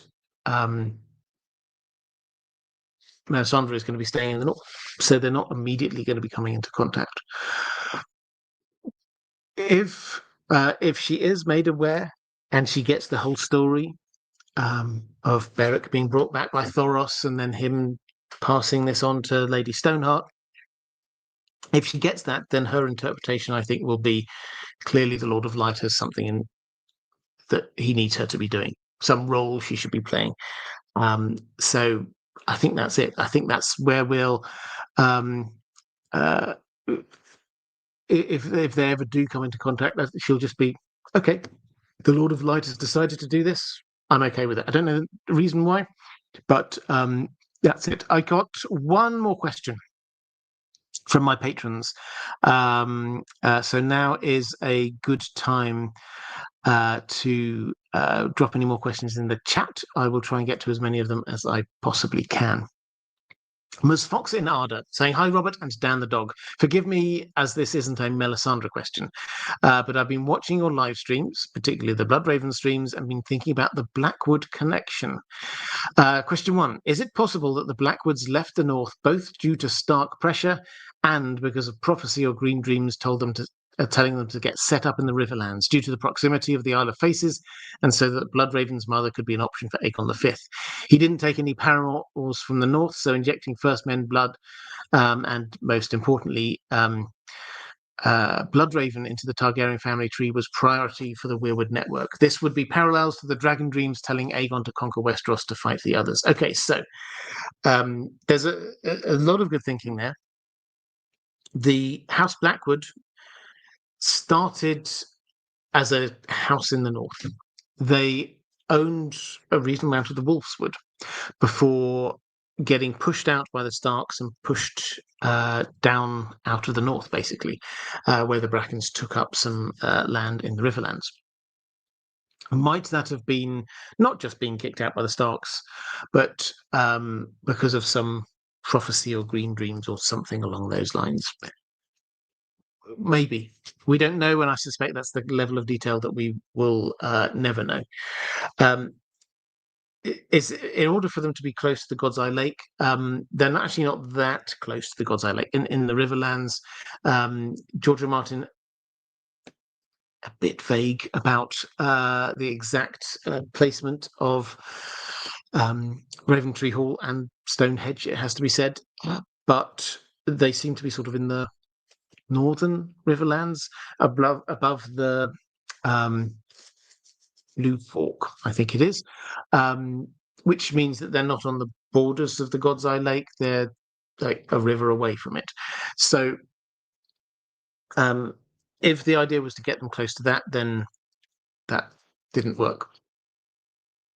Might this have been in order to get Bloodraven born with backwards into part of the Targaryen family tree? Again, possibly, but the timing here is very different. The Starks kicking them out from the north must have happened thousands of years ago, because the Starks, they started out just having Winterfell, and then they expanded out and they expanded out and they expanded out until finally they had all of the north under their control. But if the Brackens were in the Wolfswood, they must have been one of the first displaced families, because that's right by Winterfell, which implies that it might be 5,000-6,000 years, who knows, since they left the north, which is quite a long way ahead of any idea of getting the Blackwoods married into the Targaryen family tree, because the Targaryens, not only were they not in Westeros, but they would have been in Valyria. And maybe we don't know how old the Targaryen family is. They may not have even existed. So that's such a long time ago. It doesn't feel right. I mean, I don't want to 100% say no, because the Bloodraven says it more poetically than I do. The weirwood trees, to the weirwood trees, 100 years is a blink of an eye. Time moves differently, so maybe, but it feels quite a big difference. And then the second question: is it possible that the First Men or Blackwood bloodline will have an impact on Dany? Is she a green seer stranded on Essos, and once she's on Westeros proper, she will have access to more magic owed to her Blackwood heritage? I'm just fascinated by the centrality of Blackwoods and their ties to both Targaryens and Starks. Would love to hear your continued thoughts. Okay, so this one I find really interesting, because she's not shown any real hints of sort of more old First Men magic, being a skin changer or being a green seer. She's not really seen any of them. We probably wouldn't expect that in Essos. But she is, if you kind of look at the family tree, she is kind of half Blackwood, really. So her parents were Targaryen siblings who married each other, and their parents were Targaryen siblings who married each other. So actually, you look at the next generation up, which is a Targaryen, Aegon V, and a Blackwood. So that genetic inheritance, probably the wrong phrase, but you know what I mean, would have carried on down, because it would have been unchanged all the way through. So she has got a healthy dollop of Blackwood ancestry to her. Might she secretly be a green setter? We've not seen it, but when she arrives in Westeros, it's possible. What I like this thought of is that we very often cast ourselves around sort of saying, so the Jon, at some point he's going to meet Dany, and then he's going to be riding a dragon. He's going to dragon bond, and this is going to prove his Targaryen inheritance. He's not just a First Men, he's not just a Stark, he's also Targaryen. But what about the other way around? What if Dany, who it looked at one way is half Blackwood, half First Men, wouldn't she be also a little bit gaining some First Men magic to kind of equalize what happens with Jon? Jon thinks he's very First Man and Starkish, but then embraces the Targaryen. She thinks he's just very Targaryen and Valyrian, but then embraces a bit of the First Men magic.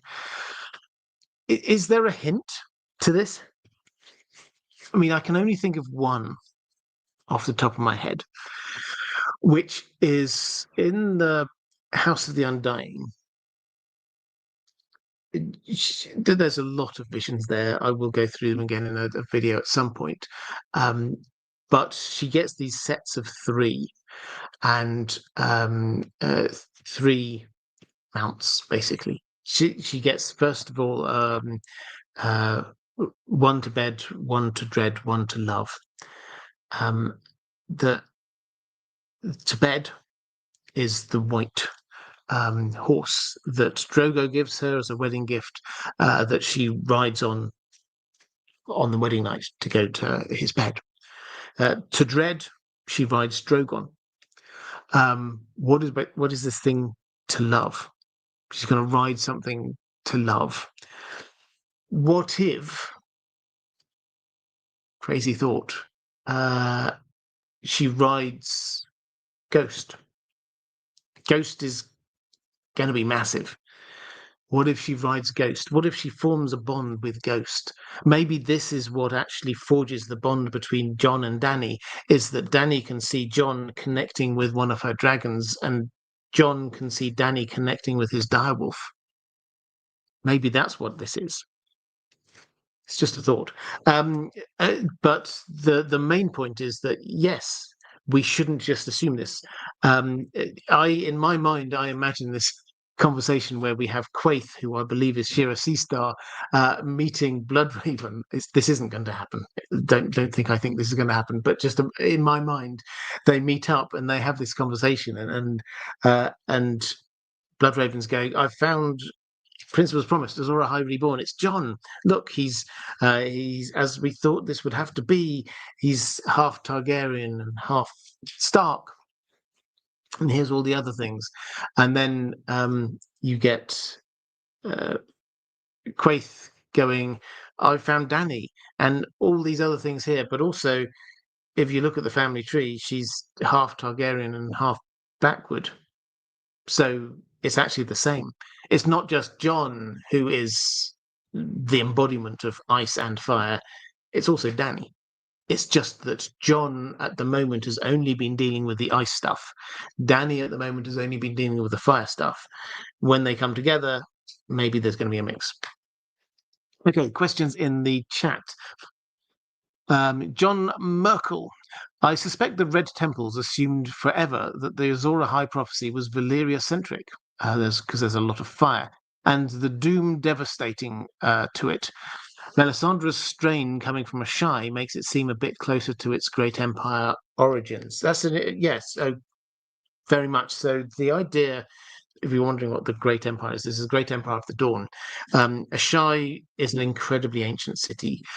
Possibly it was the capital city of a great empire, possibly even the Great Empire of the Dawn. If you want to think about the size of Asshai, you're told that within its physical boundary, you could fit King's Landing, Old Town, Karth, and Volantis and still have some room to spare. That's how big it is. So, massive city. Not so many people live there now, but a massive city. And the Great Empire of the Dawn is where we think a lot of these very early thinkings and prophecies and legends come from. So it's maybe her going to Asshai means she's discovered this ancient knowledge, and therefore sort of circumventing the Valyria-centric knowledge that the next few centuries would be dominated by. So yeah, I like that thinking. Maybe she's discovered it. Maybe it isn't just she's read a prophecy, thought, oh, spoken salt must be there. She's seen somebody in the flames, must be him.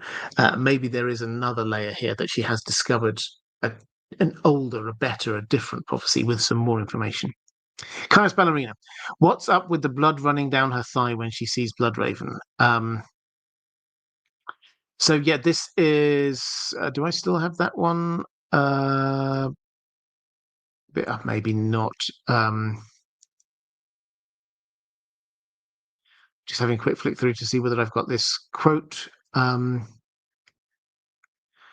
I don't think I have to hand. So basically, she sees Bloodraven and Bran, and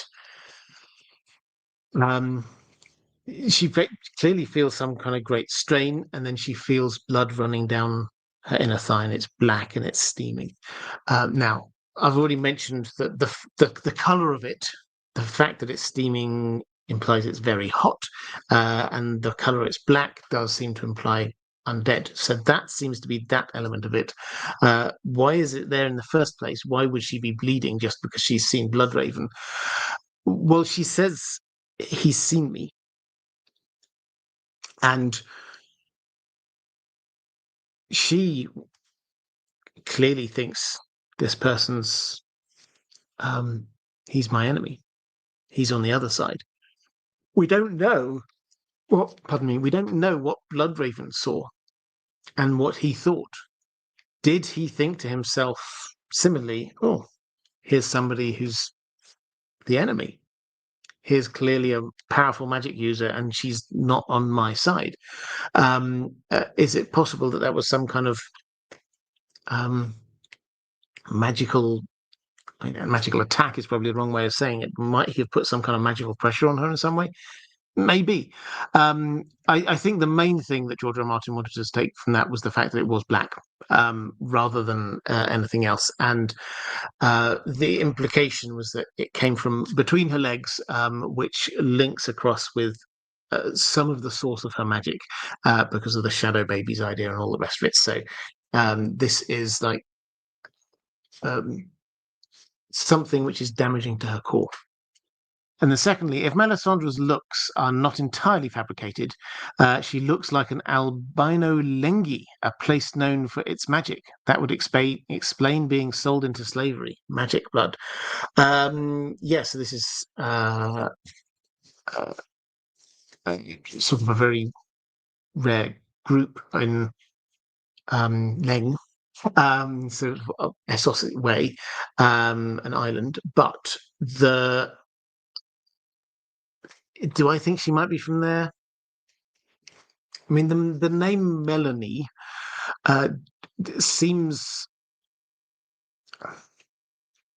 I mean, it does seem quite Westerosi, which is where sort of the feel that maybe comes from Hardheim, another one of the bits of evidence there. But it doesn't feel Lengi to me. I mean, I can see where you're coming from, and it's a nice thought, but we simply don't know where she came from. Okay, let's go to have a quick flick through the chat.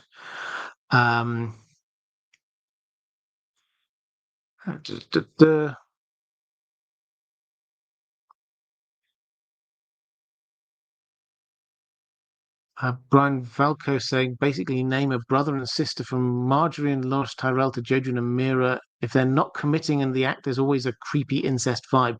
Yeah, I mean, you can name a brother and sister. I don't think that's entirely fair. I don't think there's a Sansa and Rob definitely didn't. You know, that you can pick a lot of different brothers and sisters that are there's not. You know, Kevin and Jenna Lannister. No, I mean, I get the point, but yeah, it's a theme, a big theme, but it's not everywhere.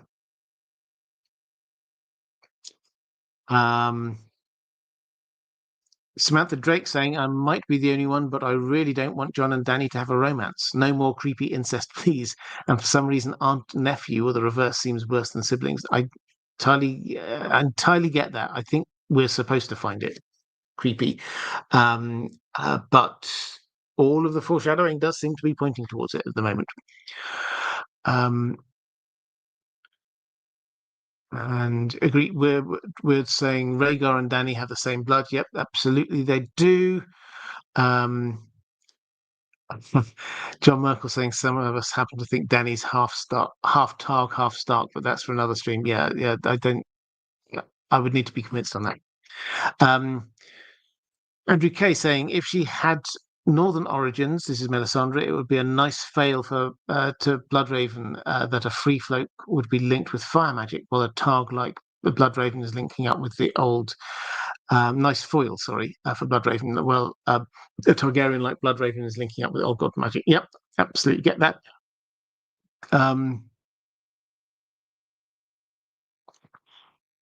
Samuel Hyatt saying, do you think Shireen is Stannis' Nisa, and he uses her as a king's blood sacrifice at the behest of Melisandre to probably unsuccessfully attempt to forge Lightbringer?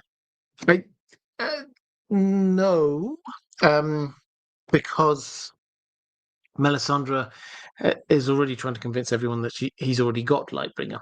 So to try and forge it anew seems unlikely. As for is she Nisa? I mean, thematically, she could be in a way. I guess there's no sort of way around that. In that she is a sacrifice, and that sacrifice would potentially allow Stannis to take on the others in the way that Nisa's sacrifice allowed Azor Ahai to be taking on the others. So yes, in a sort of thematic way, but not in a literal way. Okay, and I think with that, I will start drawing this one to a close. But just a couple of things to remind you. Spotify, I'm on Spotify. Check me out over there. Just search for In Deep Geek. Things coming out on the main channel. If you've not checked out In Deep Sleep and you use these to go to sleep, then please do go and check that out. I hope you like it. I'm just trying to tailor that to what people will find useful at the moment. And I think that's probably it for this time. So if you are watching this back a little bit later on IDG Live, then appearing somewhere around here is going to be a link to some of my other live streams in a playlist, and appearing somewhere around here is a link to my Patreon page, which is the best way to support this channel if you wish to do so. So that is all for this time. Take care, everyone, and I will see you again next week.